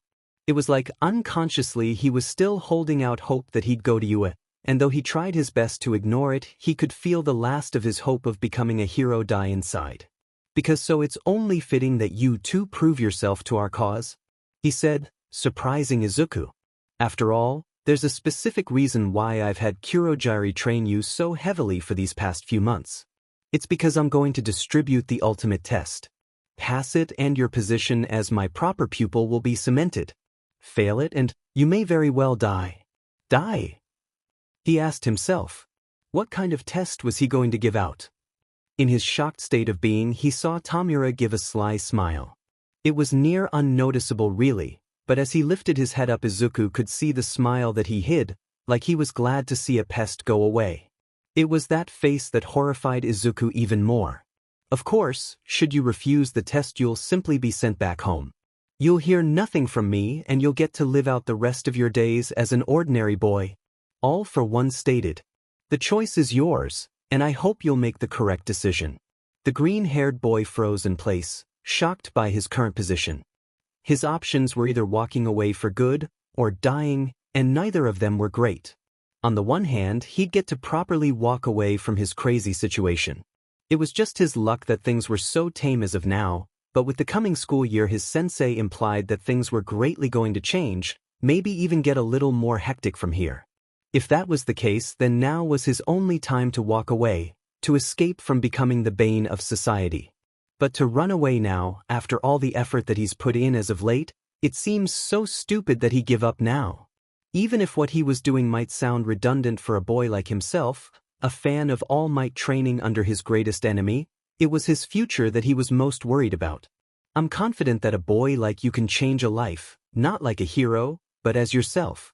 So please, don't stop helping other people, be your own hero. Through this portal there is a man who's waiting to see you. Take it and you'll find the strength to become something more, to achieve your dream. Leave it and you'll abandon that dream you hold so dear forever. You can save people by being yourself, by helping other villains endure the struggle that goes with being outcasts. You can save people from the society that we live in. To this day those words from the people around him continue to ring, promises that helped maintain his sanity through the strange jump in logic he thought this was. As a villain, there had to be a way to make things better for everyone, to change the very core of society for those that were left out. Be it that burned man who suffered through the hands of heroes, himself who was isolated from society for having a dream, or others who couldn't rise from the oppression as he had and instead were destroyed along the way. There had to be a way to save them all. It's not bad to dream. But sometimes, you just have to be more realistic. It doesn't matter if what I dream is realistic or not. Izuku swatted away the demeaning words of All Might himself. What matters is that I live up to those dreams. And if I can't be a hero, then I'll have to be a villain to see those dreams through. With a new conviction and confidence the boy stood straight, holding his clenched fist in front of him as he stared directly at All for One. His body still shook as he processed the thought of dying for nothing, of becoming a mere thought in people's minds, in leaving his mom alone. To Tamura's displeasure and All for One's joy they saw the boy staring down the face of death itself with the confidence to take him on. If only he knew what he was getting himself into. Heh, I'm proud of you, Midoriya. With little warning All for One's right arm grew a little, almost puffing up in size. The symbol of evil cocked back his fist. Then your test begins now. Suddenly the man punched the air in front of him with his supercharged fist, launching a powerful gust of wind straight to the young boy's chest. In the blink of an eye, the wind crashed into Izuku with the force of a truck, bashing him violently against the wall and forcing him to his knees out of sheer pain. In mere second his body was enveloped in a white-hot flame that was the pain of his crushed chest. He coughed up a slew of blood as he held himself just above the ground, clenching his broken ribs and possibly punctured intestines. "Your objective is to stand up before me," All for One stated as he trudged towards the dying kid. The ringing in his ears, the drooling blood falling from his mouth, the darkening of his vision, all of which Izuku had to manage with as he struggled to even stay in place without falling. His breath was labored and pained, a horrible sign to be sure, and his consciousness was quickly fading away. Had he taken an attack like this earlier at any point he surely would have died, but with his trained muscles and his toughened body he was left clinging between life and death. "I can't move," he panicked, trying desperately to move a muscle, but every inch of his body was locked tight. "You know, Midoriya, I'm very aware of how much you idolize All Might," All for One began, scaring Izuku further. "You and millions of others adore him for the strength he possesses to carry the world on his shoulder. In fact, I too admire his strength. He knows? But there's a very specific reason why I've sought you out. It wasn't just the notebooks that you've made for me, those can very easily be replicated by my associates," he stated, frightening the boy as he loomed over him. "It's the fire that burns brightly within you that interests me. The potential that you have to change society into your image, the ability to continue dreaming when those around you snuff out every hope you have. You survived it all. And yet, as you lay here broken and defeated, you continue to fight with every breath that you draw. You channel your very being into living what would have killed anyone else." All for One monologued. "So now I give you a task best suited for a dreamer like yourself. I ask that you stand up and face me. I ask that you push through all of the pain life has thrown your way, to push past those that doubt you to this day and meet your future head-on. I demand that you take action into your own hands and take your place beside me. Because you're one of very few whose dreams remain untouched by the crushing force of society, who continues to fight for what they believe in."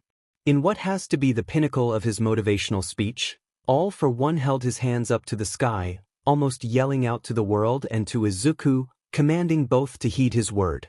"Take your place, Izuku Midoriya, and reach your future." The agonizing body of Izuku could barely hear any word that All for One was saying, yet he spoke with such clarity, such confidence and arrogance that Izuku understood every word and took it all to heart. His body vibrated with such pain that it was almost mind-numbing, almost. "Sensei believes in me. He can see me for who I am," Izuku thought happily, crying tears of both excruciating pain and mild joy as a smile forcefully pulled at his lips. This was the first time that anyone believed him with such intensity, to declare to the world that he was going to change it. It was breathtaking. Whether through force, adrenaline, or sheer will, Izuku took back a shaky control of his body, his every muscle and bone screaming at him to stop. Yet he didn't listen to any of it. Instead, he weakly pushed himself up, slowly sitting up to his knees as the effort forced more blood out of his mouth. To Tamura's dismay, he watched the near-teenage boy slowly get up to his knees and make his way off the ground, his legs buckling as his body refused to cooperate. Yet he continued, getting to his feet and soon attempting to stand. With an amazing tenacity, All for One witnessed the dying Midoriya rise to his full height as he stared him down with leaking eyes and a shaky smile. In what felt like an eternity, the boy was able to take a killing blow and stand up straight, staring at All for One with an unmatched bravery. "Except," he stated before he lost his breath, the effort and pain finally overtaking his sheer will as he lost all sense of his body. Midoriya fell to his back, the darkness growing more as the spots in his vision became more frequent. The great All for One loomed over the green-haired kid, chuckling proudly as he observed. He was exactly like his brother, Downty. "You pass?" he said as he kneeled over the boy and placed a hand on his head. "Your loyalty is evident, and as such I see it fit that I bestow upon you a quirk." His hand began glowing a bright red as Izuku's hair shifted in place, an electric feeling running through his body. I grant you the ability to endure everything that's thrown your way, the ability to live through anything that which may kill any other. I grant you the quirk known as Survivor. With the fading light leaving both of their bodies, Izuku finally passed out from the pain, yet miraculously he continued to breathe a labored breath, defying death itself as he slumbered. Kurogiri, see to it he recovers. All for one ordered, and without a word both Izuku and the living shadow disappeared from the room. That was disappointing. Tamura piped up. I thought I'd be able to kill him. Prior to Izuku's appearance, all for one ordered Tamura to witness the event unfold before them.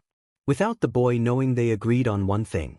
Should Midoriya decline the offer and attempt to escape their grasp, Tamura himself would see to it that the brat disappeared. The young man was really looking forward to it too, and he more than hoped that the test would kill him instantly. Yet he saw as the kid defied his own body and faced his master before passing out. Watch your tone, Tamura, for now he's a vital asset to my plans. And he'll be your ally as well. Reluctantly he held his tongue, yet his next words were out of genuine curiosity. And what quirk did you give him? Can he really survive that attack? It's simple really, the man said as he rose to his feet, hiding a sinister smile behind his mask, giddy that his plans went so smoothly for the first time in a while. Truly he had to pat himself on the back for that one. From now on, what doesn't kill him can only make him stronger. Finally, after much time had passed, the lives of the three boys truly began. With their preparations complete and their minds set, they set out to conquer the challenges they face with a brand new power. It was early in the morning when Izuku's alarm awoke him for his first day of high school, a new experience that was fundamentally different from middle school. He jumped out of bed and scoured his closet for his uniform, hurriedly wearing the basic black shirt with black pants. He still wore his red shoes and a white undershirt as well, making him eerily similar to his normal middle school self. I guess some things don't change at all. Midoriya wondered to himself as he picked up his backpack and was set to leave when he was stopped by a poster on the wall. He stared intensely at the bright and shiny poster of All Might, lingering feelings for the number one hero still remained inside of him. All of his life, he looked up to the man for his strength and determination to help others at no cost to himself. He truly was the hero to bring back the Age of Heroes, giving Japan and the world around a golden era of peace. And yet when he looked at the poster, he no longer saw it with rose-tinted glasses anymore. Matter of fact, he looked around his whole room to see that it had the overpowering image of All Might stapled everywhere, his desktop, shelves, wall, and there were even stands too. He remembered how only months ago he saw All Might as the greatest man to ever live. Hell, he even watched the video that marked his debut daily, and still does. But in looking at his walls lined with All Might merchandise, he couldn't help but think back to his meeting with him in secret. How the symbol of peace deflated before him and revealed the true cost of being a hero. He was so skinny and frailly just like himself, yet outwardly he played the part as society's protector. To think that he was hiding such a secret was shattering.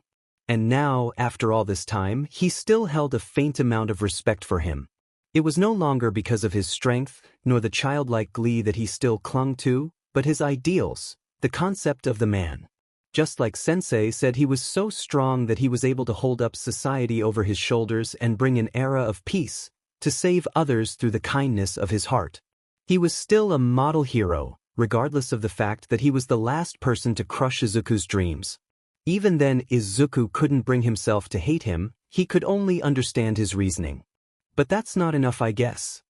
He thought as he faced the large, overbearing poster of the smiling man.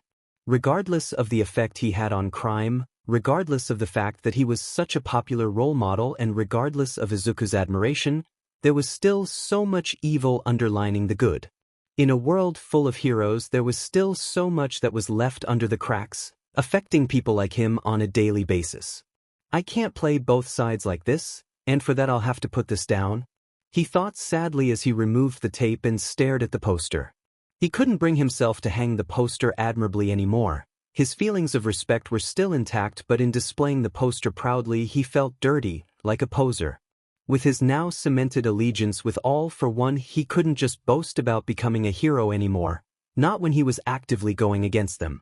Midoriya sighed deeply to himself, rolling up the poster and hiding it in his closet. He didn't have the heart to throw it away or burn it, but he didn't have the heart to place it anymore. He looked around and saw the rest of the action figures and smaller posters around his room too. I'll have to put those up later, he thought as he exited his room with a small hole in his chest. His new path was murky and confusing, knowing that he had to burn his allegiance to heroes, but his inner child wanted to be one even now. It was the whole reason why he fought to become a villain.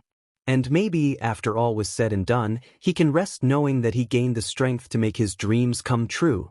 Elsewhere, in the esteemed School of Heroes, a wave of high school students made their way inside.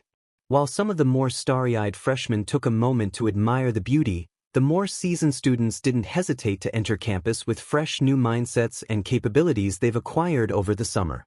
Case in point, Mirio Toga waded his way through, spotting both familiar and unfamiliar students and friends alike. Some of which were newer friends, others were just friendly mutuals.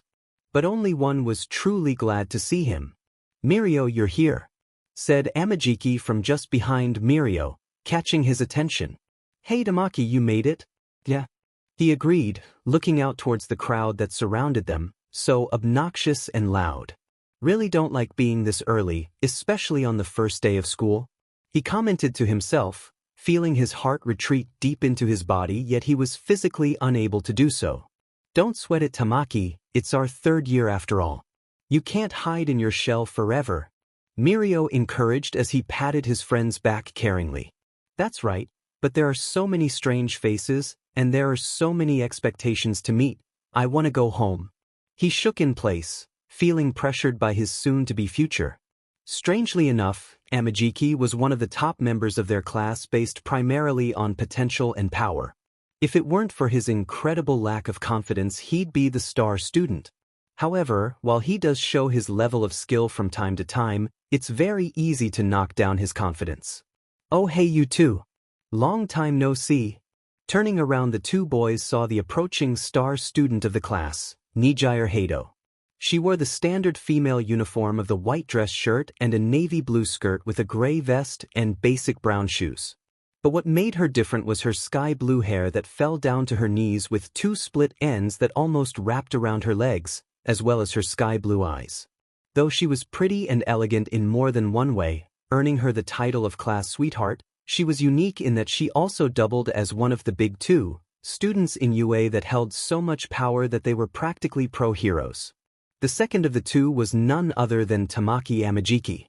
Though the blonde boy gave Nijire a grin and a wave, Tamaki only shot her a murderous glare that would normally have intimidated anyone else, if it weren't for the fact that the girl knew him well enough by now. "Hey, stop that, Tamaki, you're glaring again." She shook it off as the boy lowered his head. "Sorry, it's hard to control it," he apologized. Contrary to his introverted nature, his eyes had always been small and sharp, often giving people the wrong impression of him. "You two are pretty early." She moved on. "Say, anything fun happen over the break for you guys?" She winked and nudged rather unsubtle. "What do you mean by that?" Mirio gave her a wide, proud grin. He also knew Nijire well enough to know that she knew something. "Well, I'm talking about your work studies." "How did you know about that?" they asked, already knowing the answer regardless. "I heard from a friend, who heard from their friend, that they saw you frequently visiting the Nighteye agency." She pointed. "So, what happened?" "Oh, nothing much," Mirio teased. "But if you want to know, let's just say that the big two will soon become the big three." He boasted proudly, confident in his current standing whilst not giving away much. "Oh, ominous." She smiled before quickly moving on to the next subject. "Did you guys hear? All Might's gonna be a teacher at the school. Isn't that so crazy?" "Yeah, pretty insane," Tamaki commented. "Apparently he'll teach the foundational hero work and some of the more advanced work too, including us. Isn't that great? We get to meet All Might in person." "Of course," Mirio stated, though inwardly he chuckled to himself. "According to Sir, he was only supposed to teach the first years if it wasn't for me." He thought to himself, giddy at the chance to work with All Might both in and out of school. And like that the bell rang, allowing a sea of teenagers to enter the building and walk to their classes. "Welp, it was nice talking with you too. I can't wait to work with the both of you," Nijire exclaimed as she forced her way inside, soon followed by the other two. "Yeah, this year'll be game-changing," the blonde boy thought to himself as he pushed his way inside as well, towards his new future. In the same school, another blonde teenager faced down his future head-on, staring down the door of his class labeled 1A. Sadly, he was a bit late because of his morning exercises plus his mother's shitty driving, but at least Bakugo didn't get yelled at too much. "This is it, huh? The next step," he thought, only taking a brief moment to himself as he looked on with what looked like indifference, but was actually a hidden nervousness. All of his life he dreamed about being in this very spot, and ever since he was young people kept reassuring him that it was all but confirmed. But to finally stand in front of his next step in life was just a little, if not partly, emotional. He's dreamed about going to UA, telling himself that he was destined to be here. And yet it was a bit hard to believe, if only because he didn't fully realize the extent to which his emotional whiplash would hit him. Still, he bore an indifferent glare that would have led anyone to believe he'd forgotten something. "I'm the only kid in my shitty town to get here," he noted, feeling a little bit akin to an underdog in such regards. "I'll show these losers what real power's like, made from pure willpower." Katsuki was so enveloped in his own thoughts, however, to notice a familiar girl walking up to him. A plain-looking girl wearing the standard uniform. She had short brown hair with brown eyes and noticeably pink cheeks. There wasn't much of anything striking about her appearance, which said more about her than anything. "Oh, hi there, didn't think I'd run into you again," she said, catching his attention. "Who are you?" "The name's Ochako Uraraka." She introduced herself with a bright, shining smile. "You're the guy that saved me back at the tryouts, aren't you? I'm so glad to see that you made it. I've met her before?" he asked himself, a bit puzzled by her friendliness. He didn't think much about the tryouts after they went down, only that he was able to mow down a sea of those robot dummies that were there for the point system. But now that she mentioned it, there was something that went down as well. Flashback. As the sweaty Katsuki used his quirk to blast another robot to bits, his body forced him to take a moment of rest. He'd been exerting himself in more than just his quirk. He's been running, punching, and even lifting the robots himself as he encountered them, destroying all in his quest to place number 1 on the board. So far he hasn't had much of any trouble taking care of business. In fact, he's been picking off these robots like they were just piles of scrap, the same ones that he's been training with all summer. "Damn, I'm good.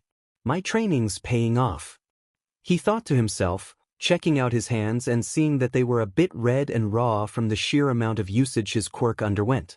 As he was distracted, there was a resonating boom that shook the ground and called for everyone's attention, making them look towards a dust cloud that was created by the explosion. Soon rising from the devastation and destruction was another dark green robot that stood several stories in height and featured 2 large, oversized arms that it used to grip the sides of the building as though it was unbalanced. The sheer presence of the robot gave Bakugo a slight fear before it was washed away by confusion. Where the hell did they get the money for that? The general reactions from the crowd were those of fear and regret, as many were unable to deal with such a massive threat like that. Not that they should anyway, because of all the robots that one wasn't worth any points, deeming it useless for people like Bakugo to take advantage of. "That thing looks tough as hell," he wondered out of surprise, closely observing it as it looked over him and several participants. "Its armor must be resistant to blasts like mine, and since it's not worth anything, there's nothing stopping me from just leaving it for other people to deal with." Just as Bakugo set to leave, the large robot slammed a fist into the ground in front of it, creating a large dust storm that immobilized everyone nearby as rubble and concrete flew every which way. As the dust settled, Bakugo was slow to recover from its effects, picking away dust from his eyes as the people around him were already running for their lives, and for good reason. "Guess there's no one here that can take on the damn thing. Not like anyone would, since it's just a distraction," he thought as he prepared to use his quirk to fly away. That was until he heard a stifled coughing followed by a panicked cry for help. It wasn't very audible amongst the other noise, but it was distinguishable enough from the screams of fear and panic that it caused Bakugo to turn around and face the source of the noise. A small distance from him there was a helpless brunette that laid on the floor, her leg buried under a large slab of concrete. She was seemingly immobilized before the robot as everyone else ran for their lives. The hell? He realized. She's just stuck there. As he contemplated on whether he should leave or not, anyway, fate had a different opinion. Soon the towering robot rolled forward, either clueless to the young girl that was trapped under the rubble or intent on punishing her for being so helpless. Either or was not good. Does the damn bot even realize she's trapped there? If it moves too much it'll crush her. He realized, watching as the robot seemed to finally notice him with its big, shiny red eye. Inwardly he debated on if he should or shouldn't waste more time on the matter. The robot clearly noticed him by now, and the most effective play would be to blast to a different area and spend his last 2 minutes destroying more robots for a higher score. But as he stood there contemplating, it slowly dawned on him that the robot wasn't stopping anytime soon. It was actually headed towards him, oblivious to the girl that panicked more and more as she realized her predicament. To Bakugo's surprise, she touched the oversized slab of concrete with the tips of her fingers and used her powers to make the thing float in the air and fall harmlessly away from her. But also, to his ever-frustrating dilemma, she wasn't able to stand up, crawling on all fours away from the street. That piece of shit can't even get up on her own. Damn it, now I'm stuck here too. He realized as the robot got even closer to the two of them until it was just in front of the girl, scaring the daylights out of her as the robot cocked its arm back. Fuck! The boy yelled as he used his quirk to fire straight after the girl in a last-ditch effort to save her. He propelled himself after her like a rocket and lifting her off the ground with both arms. In seconds the metallic arm came crashing down yet again, creating a gust of wind so powerful that it blew back the two teenagers and sent them flying from under the robot. In the middle of his flailing, Bakugo used one arm to blast the two of them into a building, crashing through the already broken windows of the empty complex and sending them stumbling inside. Fuck, that was too close. Could have killed us. Katsuki groaned as he immediately recovered from the fall and looked outside to see that the robot continued on its way down the street. I wasted a whole 30 seconds on this shit. I'll get as much done as I can before time runs out, he declared as he blasted off again, leaving the girl coughing in pain. The brown-haired girl took a small while to recover, but in that time she could only think of the kind, spiky-haired boy that yanked her out of harm's way. Meanwhile, said spiky-haired boy flew through the sky like nothing important happened, forgetting the face he'd saved in a matter of minutes. Present. Oh, you're that helpless chick who nearly died to the 0-point robot? Bakugo spouted bluntly and harshly, making the girl inwardly upset. That's not wrong. Uraraka admitted to herself and only herself as she brushed aside the mean words. Well, I just wanted to thank you for saving me back there. If it weren't for you, I probably would not have made it out of there with just a broken ankle and a few bruises. She thanked from the bottom of her heart. In response, the boy only scoffed as he disregarded her thanks, seeing nothing of it. If anything, it was a bother to go through the trouble of wasting his time if she wasn't in any real danger. Though in the heat of the moment it did seem like she was. That's nothing to worry about, you were just too weak to deal with it yourself, so I had to step in and save you from getting plastered, he stated, shocking Uraraka. What? If you could have used that power of yours more effectively, then you would have been fine anyway. No need to waste my time, he stated brutally and without tact. Throughout his lifetime he's had to live off of the strength of his own power and determination. Any and every mistake he made was his fault alone.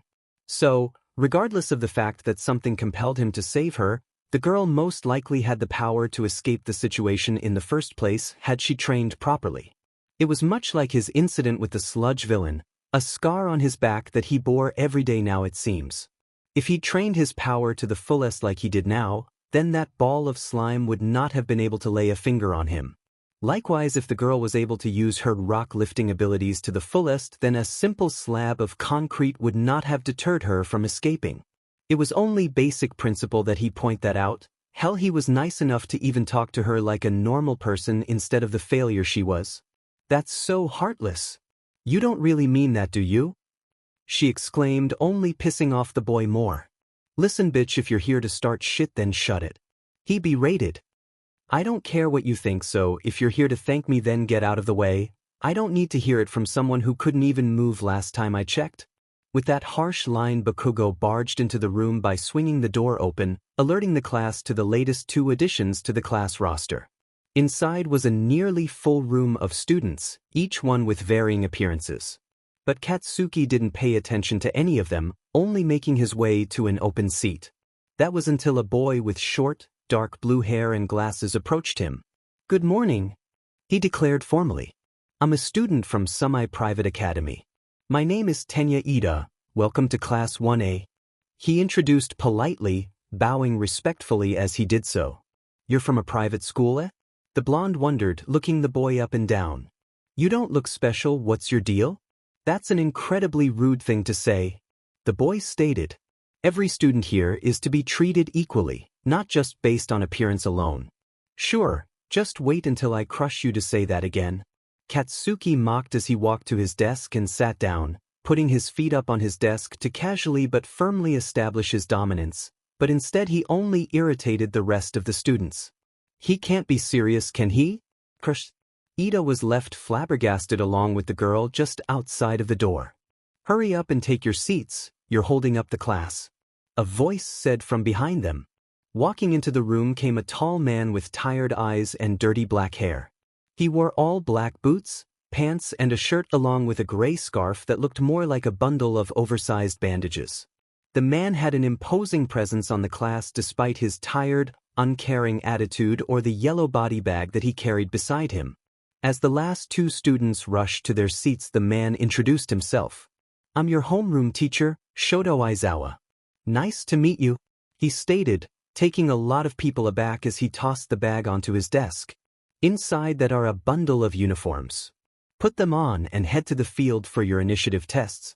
"Hold on," the kid with glasses interjected. "We're missing a student, aren't we? And isn't there an induction ceremony we must attend?" "The ceremony's just for show, you don't need that to learn from my class," Aizawa stated rather pragmatically. "As for the student count, 1, 5, 10, 17. Yep, that's all." "Hold on, aren't there usually supposed to be 18? The kid with yellow hair stated. "Only the best of the best are able to join this class, the limit being 18. He corrected the student. "Be glad that you're even close to a full class this year, otherwise you'd all be filling out Class 2B. He stated as he made his way out the room, leaving the teens stunned by his words. "Best of the best, huh?" Bakugo smirked evilly, already getting his ego boosted so early into the school year. And with the attitude his teacher was employing, he'd fit in nicely. After a long first day of quirk assessments and competitions, the real test was just beginning. Yet after the scare of being expelled from the class, things weren't too bad for the teens of 1A. Bakugo, on the other hand, was exhilarated to be tested in such a way. He got the chance to flaunt his power to the other students and reveal the true source of his ego, but that only irritated the rest of the class further. Finally, as the school day was only halfway done, the students found themselves in one of many training grounds for the school. With some food in their stomachs and each wearing their special hero costumes, hope was running high. Is All Might running late? Where is he? Doesn't my cape look marvelous? These were the primary questions asked as the students waited at the training grounds.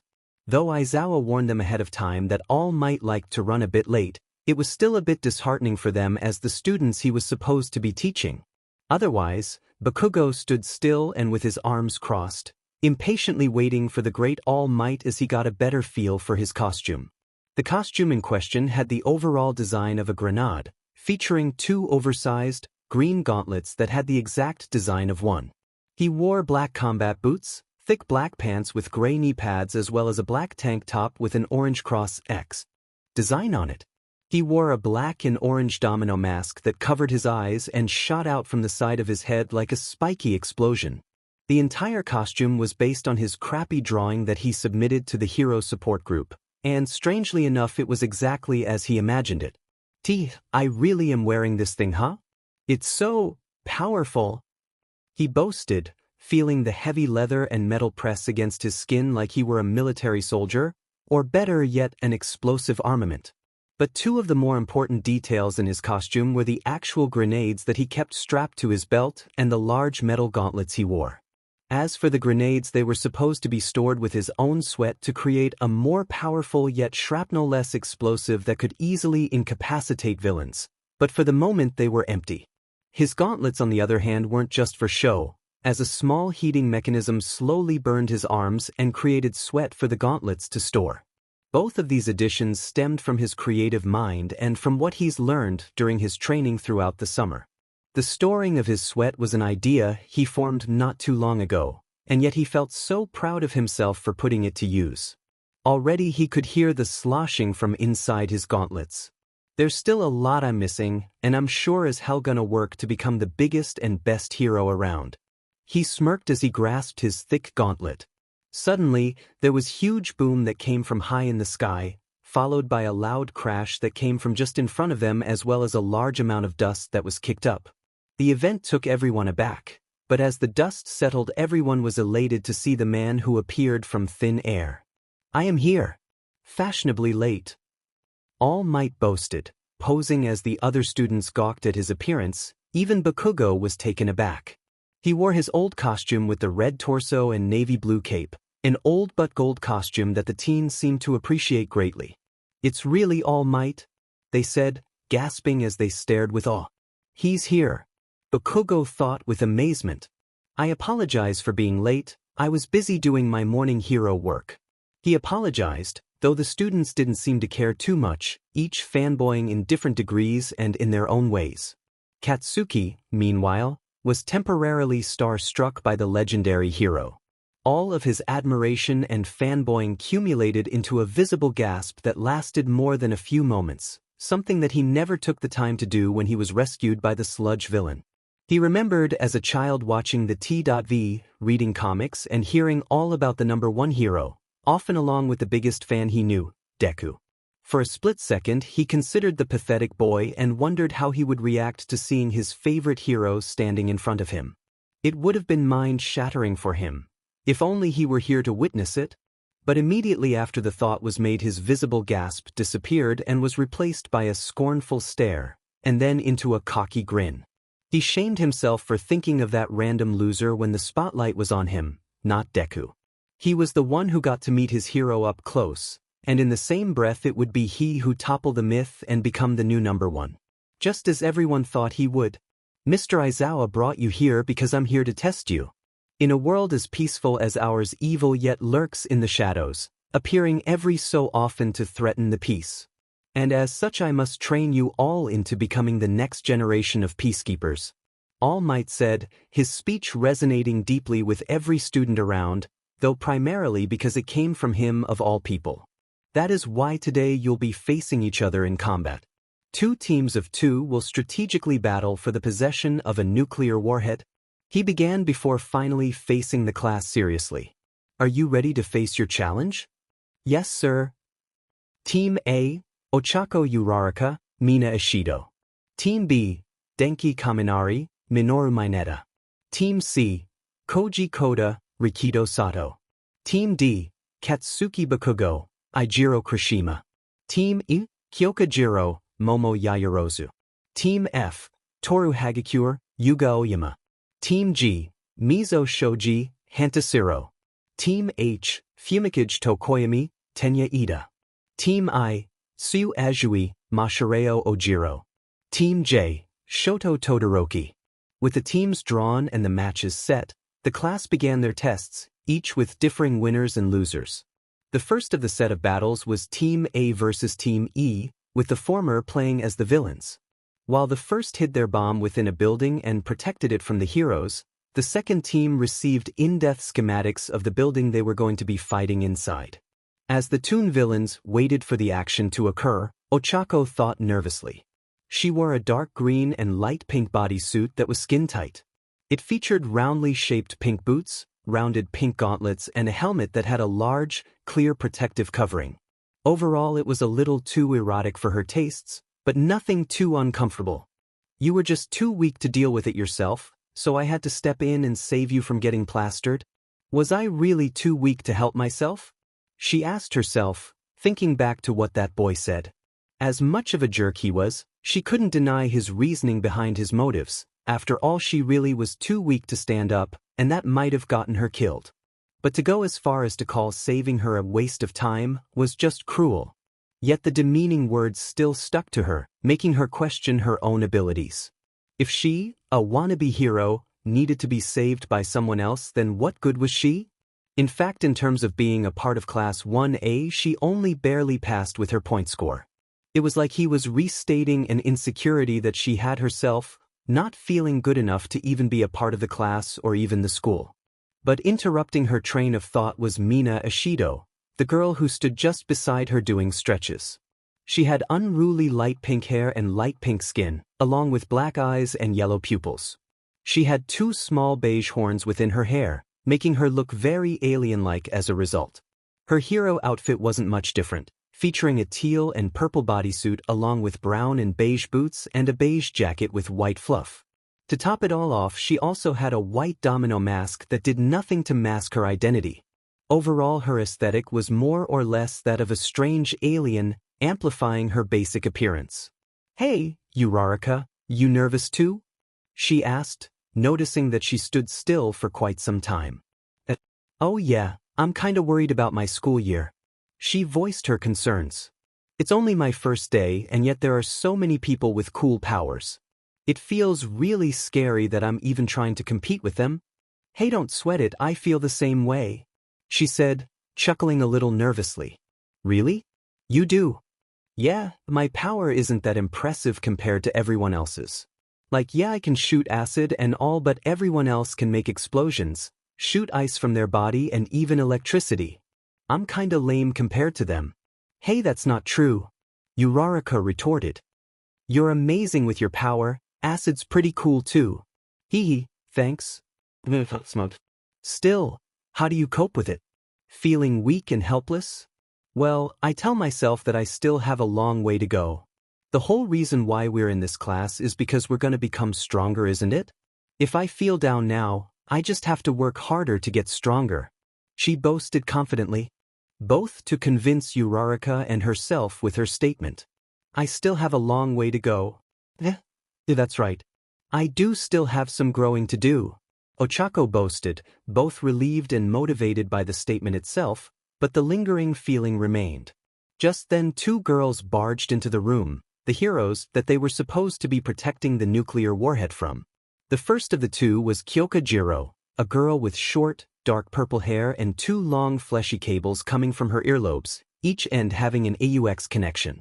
Her hero outfit was rather plain, yet stylish.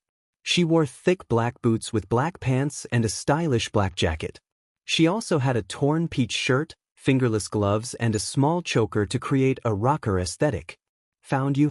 She smirked, an ear cable detaching from a nearby wall and returning to her. "Hey, not fair. It hasn't even been 5 minutes," Mina exclaimed. The second girl was Momo Yaoyorozu, who had long black hair that was held up by a ponytail and leaving a large tuft of hair as a bang, and she also had black-colored eyes. Her hero outfit was rather revealing, but given her quirk it was partially understandable. She wore red knee-high boots with a red leotard that had a few silvery designs and an open boob window, as well as a beige miniskirt with a book attached to the back of it. It was quite revealing for a costume, and it certainly got some glances from the boys, but to say it was ineffective was definitely wrong. "Jiro was able to track you with her quirk," she said, holding a silver buckle shield on one arm and a metal staff in the other. "With her cables, she could hear your conversation throughout the building." "Darn it. Now we have to fight so early too," Mina complained before clearing her throat, donning a sort of new character.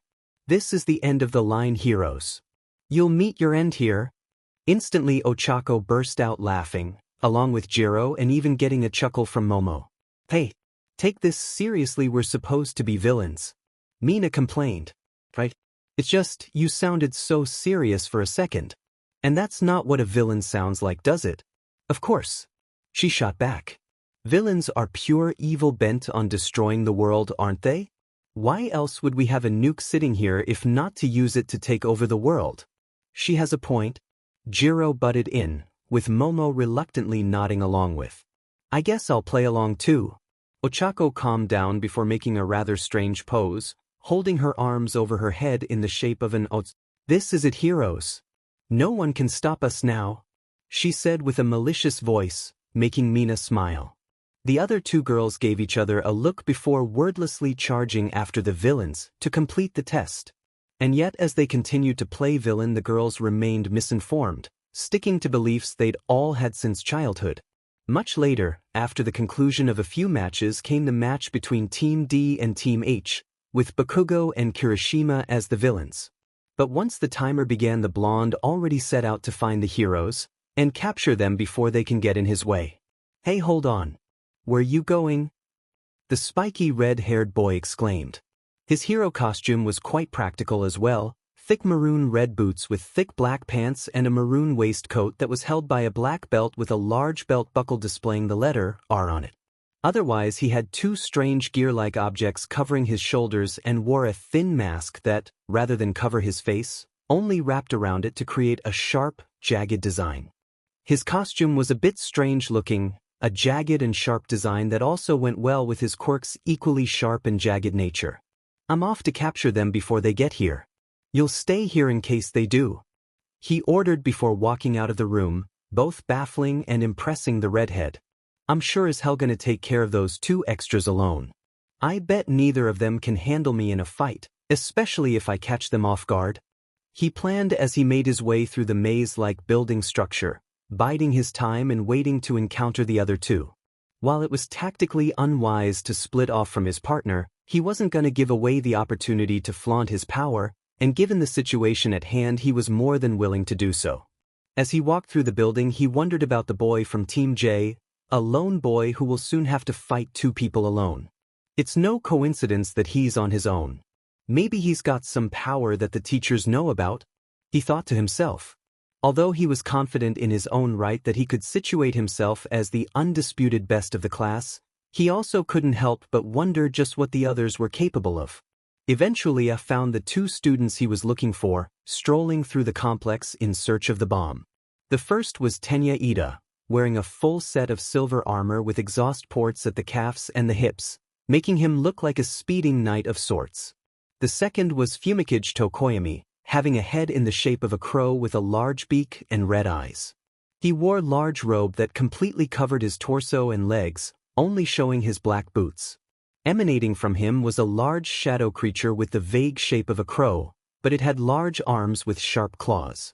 The two simple-looking heroes walked around in search of their target, unaware that one of them was hiding around the corner. Yet as much as Bakugo thought about being stealthy, his ego got the better of him as he shouted for their attention. Hey, looking for me? The two turned around to face him, and when they did, Ida began monologuing. So it's finally you, evildoer. It was a big mistake to reveal yourself from your hiding place. Now we, the heroes of society, will take you down swiftly. What are you doing? Tokoyami asked curiously, but his quirk, Dark Shadow, joined in on the role-playing. We'll pummel you so hard we'll send you crying. Dark Shadow boasted arrogantly. Oh yeah? Then I'll crush you.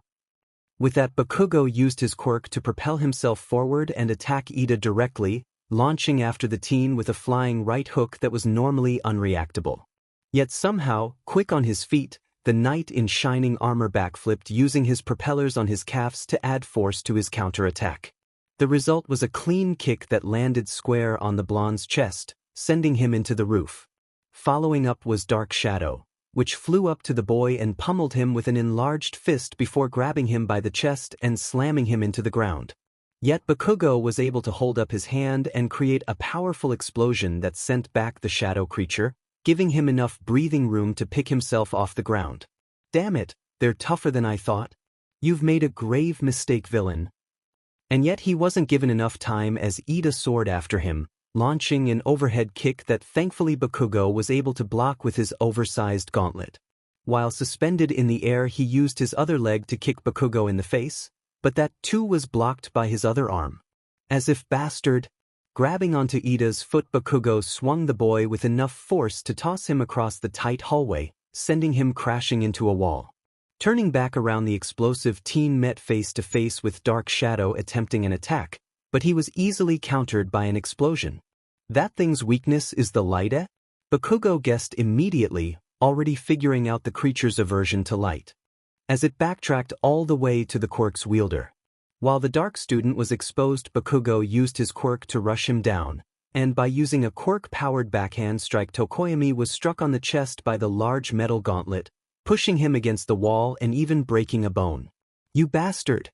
Dark Shadow yelled, but in his attempt to attack again, Bakugo simply extended his arm and used his quirk to scare off the creature of darkness, now fully incapacitating Tokoyami. He really is scared of the light? Talk about a bad matchup, he thought, but in his distraction Ida struck. A reciprocal capture. He yelled the improvised attack as he used his quirk in bursts to run tight circles around Bakugo. As he did so, he used his capture tape, the thick white tape that was given to them to allow them to capture members of the opposite team. Quickly Bakugo found himself held down by the tape, yet he still wasn't worried. "You dumb," he boasted as he held his hands out to his sides and pointing in opposite directions.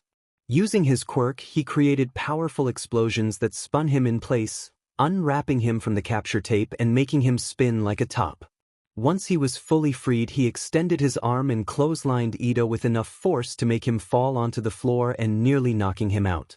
After that short yet decisive battle, Bakugo stood victorious, Ida struggling to recover from the floor and Dark Shadow nursing Tokoyami's wounds. "Had too easy," he thought, reaching into his pocket and pulling out his own capture tape. "Did I underestimate him?" Ida asked himself as he was hoisted from the ground and quickly wrapped in tape. He tried to fight back, but Bakugo threatened him with his quirk. "Sit still or I'll kill you, you fiend." Much later, after a few more battles, the final battle was set into motion, the villain being the sole member of Team J, and the heroes being Team B. 10 minutes into the match, Shoto Todoroki waited patiently beside the warhead, not making a single sound. His costume was rather simple, a plain white shirt with all white pants and boots, along with a miniature backpack. Yet the interesting part was that his entire left side was covered in ice, including the red tuft of hair. To top it off, he wore a single red spectacle over his left eye while it was surrounded by ice, making him look like a half-robot as a result. For his temporary role as villain, he sure fit the part a bit too well. It's been well over 10 minutes by now, he thought to himself, yet he continued to wait for longer, remaining focused on the task at hand. Eventually, the two heroes finally barged in through the door, revealing the cocky heroes Minoru Mineta and Denki Kaminari. The smaller of the two had a head of hair consisting of purple balls, and wore a rather strange outfit, a purple bodysuit with rubber yellow gloves and rubber yellow boots, along with diaper-like trunks that protected his crotch. To end it off, he wore a black latex mask that covered his whole face minus his eyes and mouth. It was an odd choice of direction, but to each their own. The taller of the two had short yellow hair with a small bit of black in the shape of a lightning bolt along with yellow eyes. He wore a white shirt and black boots along with a stylish set of black pants and a black jacket that both had a white stripe design along with them. Otherwise, he had a large white earpiece in the shape of an antenna over his right ear. As a whole, the outfit looked more like stylish casual wear than anything, much like Jiro, only with the oversized earpiece used for obvious reasons. "It's just a 2-on-1. We can take care of this easily," Mineta boasted, holding 2 purple hairballs. "Yeah, we can handle this." Kaminari followed along. Yet just as quickly as they entered, a large icy glacier rocketed towards them, growing from the ground and catching the two by surprise. Before they knew it, they were encased in ice, trapped by the single student in his ice. "Sorry, but the both of you were open." With such an unceremonious yet shocking display of power, the only thing that was left was to properly capture the two with his capture tape. The single action surprised everyone who watched from the camera, and deeply angering one. The school day ended at UA after the spectacular showdown between classmates, properly setting both the tone for the rest of the year and creating a hierarchy of sorts for the class. Most became friends, and 2 became unknowing rivals, but as they all left for the day, one person saw them leave from within the glass school. "Wow, they really are quite promising this year, huh?" Mirio asked his good friend Tamaki, both of which saw the freshmen leave from the building. Each one looked promising in their own right, and all seemed hopeful and starry-eyed. much like they were when they were freshmen. Yeah. His friend replied simply, also admiring the positivity that radiated from them. Interrupting their musings were the overhead speakers blaring a new message. May Mirio Togata please report to All Might's office. Mirio Togata to All Might? Guess All Might needs you. I'll see you tomorrow then. Tamaki said his goodbye, leaving Mirio to his own devices. Right, All Might needs me.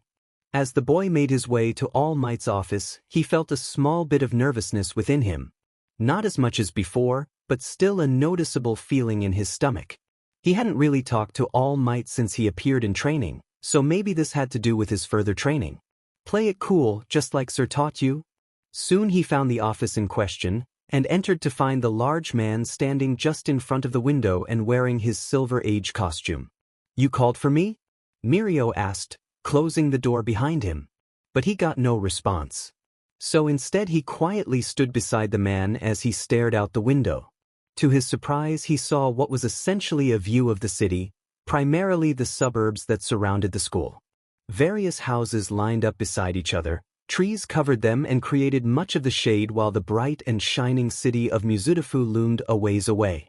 It was quite the sight, and if Mirio wasn't mistaken, perhaps he just caught All Might stargazing. Do you see this city, young Togata? Yeah I do. It's so gorgeous, he replied. But do you really see the city for what it is? Can you see that small family down there? All Might pointed at the glass, making Mirio shift his gaze. Within the large suburb was a family of two, a woman with dark blue hair and wearing a white dress, playing with her toddler son who also had dark blue hair. The two ran around their backyard gleefully, enveloped in their own form of fun that was unique from anyone else. Both mother and son had a close, unbreakable bond that Mirio could spot the second he noticed them. Yeah. Down there and beyond lie not just beautiful cities, but wonderful lives that live in harmony. They prosper from the peace that we heroes maintain every day. He began his monologue, opening Mirio's eyes to the small, peaceful family. As heroes we protect those lives that can't protect themselves, but as the number one I have to protect the city as well as the people from any greater harm. It's my duty to keep everything the way it is. Because if not me, then who else can stand against the forces of evil? The heroes? Very good, he complimented. And this school is made specifically so that every graduating student may become a hero of their own, saving people in many different ways. But as my pupil, it's important that you first see what you're protecting, what you will eventually have to maintain when I'm gone. Can you do that for me? Of course. I'm gonna be the next symbol of peace, Mirio declared with a fire in his eyes. Good, then you're ready to become my pupil, he stated, turning to face the young man with a wide grin. And as part of your training, you'll help Class 1A grow too. What? The freshman class? Yep. They're another generation of heroes that will follow not long after you. And as the future symbol of peace, it's excellent practice for you to inspire them to become their best selves. Just as I have to you. So helping him train is also a part of my training? He asked until he realized something. Then again, it's hard to train my strength and all when Sir Nighteye is already doing such a great job. Maybe he's going to train me to be more like him instead. I got it. So I'm gonna inspire them too? Of course, as a fellow student you'll become their model, a goal for them to become or surpass one day. And all the while I'll be there to guide you too. Wow, so to grow, I need to help others grow too? Exactly. Are you ready for your challenge? All Might boasted, raising his arms sky high and waiting for a response. Yes, All Might. I'll become just like you. Elsewhere, away from the shining light of hope was the hidden training warehouse. There Izuku continued his training as per usual. In the few weeks since he's received his quirk he's gone leaps and bounds in his training. All for one never properly explained the quirk survivors to Izuku, nor had Kurogiri ever heard of it. And yet while his body was once capped out in terms of his power output and endurance, he's been able to shatter his limits and gain the strength of some adults, even as a teenager. His quirk, as mysterious as it was, also had strange properties to it as well. It was like every time he pushed himself he became stronger as a result, especially when he's met his limit. His wounds also heal much faster than before, like the broken bones he received during his test, healing in days rather than months. He's even gone a few days lacking sleep with no real backlash other than eating more, but because of it he has small bags under his eyes. I still don't know the full capabilities other than the name itself, he thought as he bench pressed a total of 100 pounds. But the more I use it, the more I'll find out about it. Finishing his exercise, he set down the heavy weights and drank from his water, tired and exhausted. Quite impressive, Midoriya. That's more than twice the amount you were once used to, Kurogiri praised. Thanks, but it's just the quirk sensei gave me that's doing all the heavy lifting. Nonsense, he rebutted, that quirk and its power is now yours. Don't forget it. Right, thanks. And by the way, how was your first day of school? What's about that? Contrary to what he thought in the morning, high school was almost the exact same as before, only without Kaken. Some of the same bullies he recognized were happy to see him again, while others only disregarded him. In the end he was treated the same as before, getting shoved around and pranked on occasion too. Same as always, I guess? Oh, you mean the pathetic children still poke and make fun of you? The Shadow Man guessed, hitting the nail on the head. If you can't take care of them yourself, then I can help you with that. No. Please don't, I can handle it. It's not a matter of endurance, but if they make you uncomfortable then you should speak up.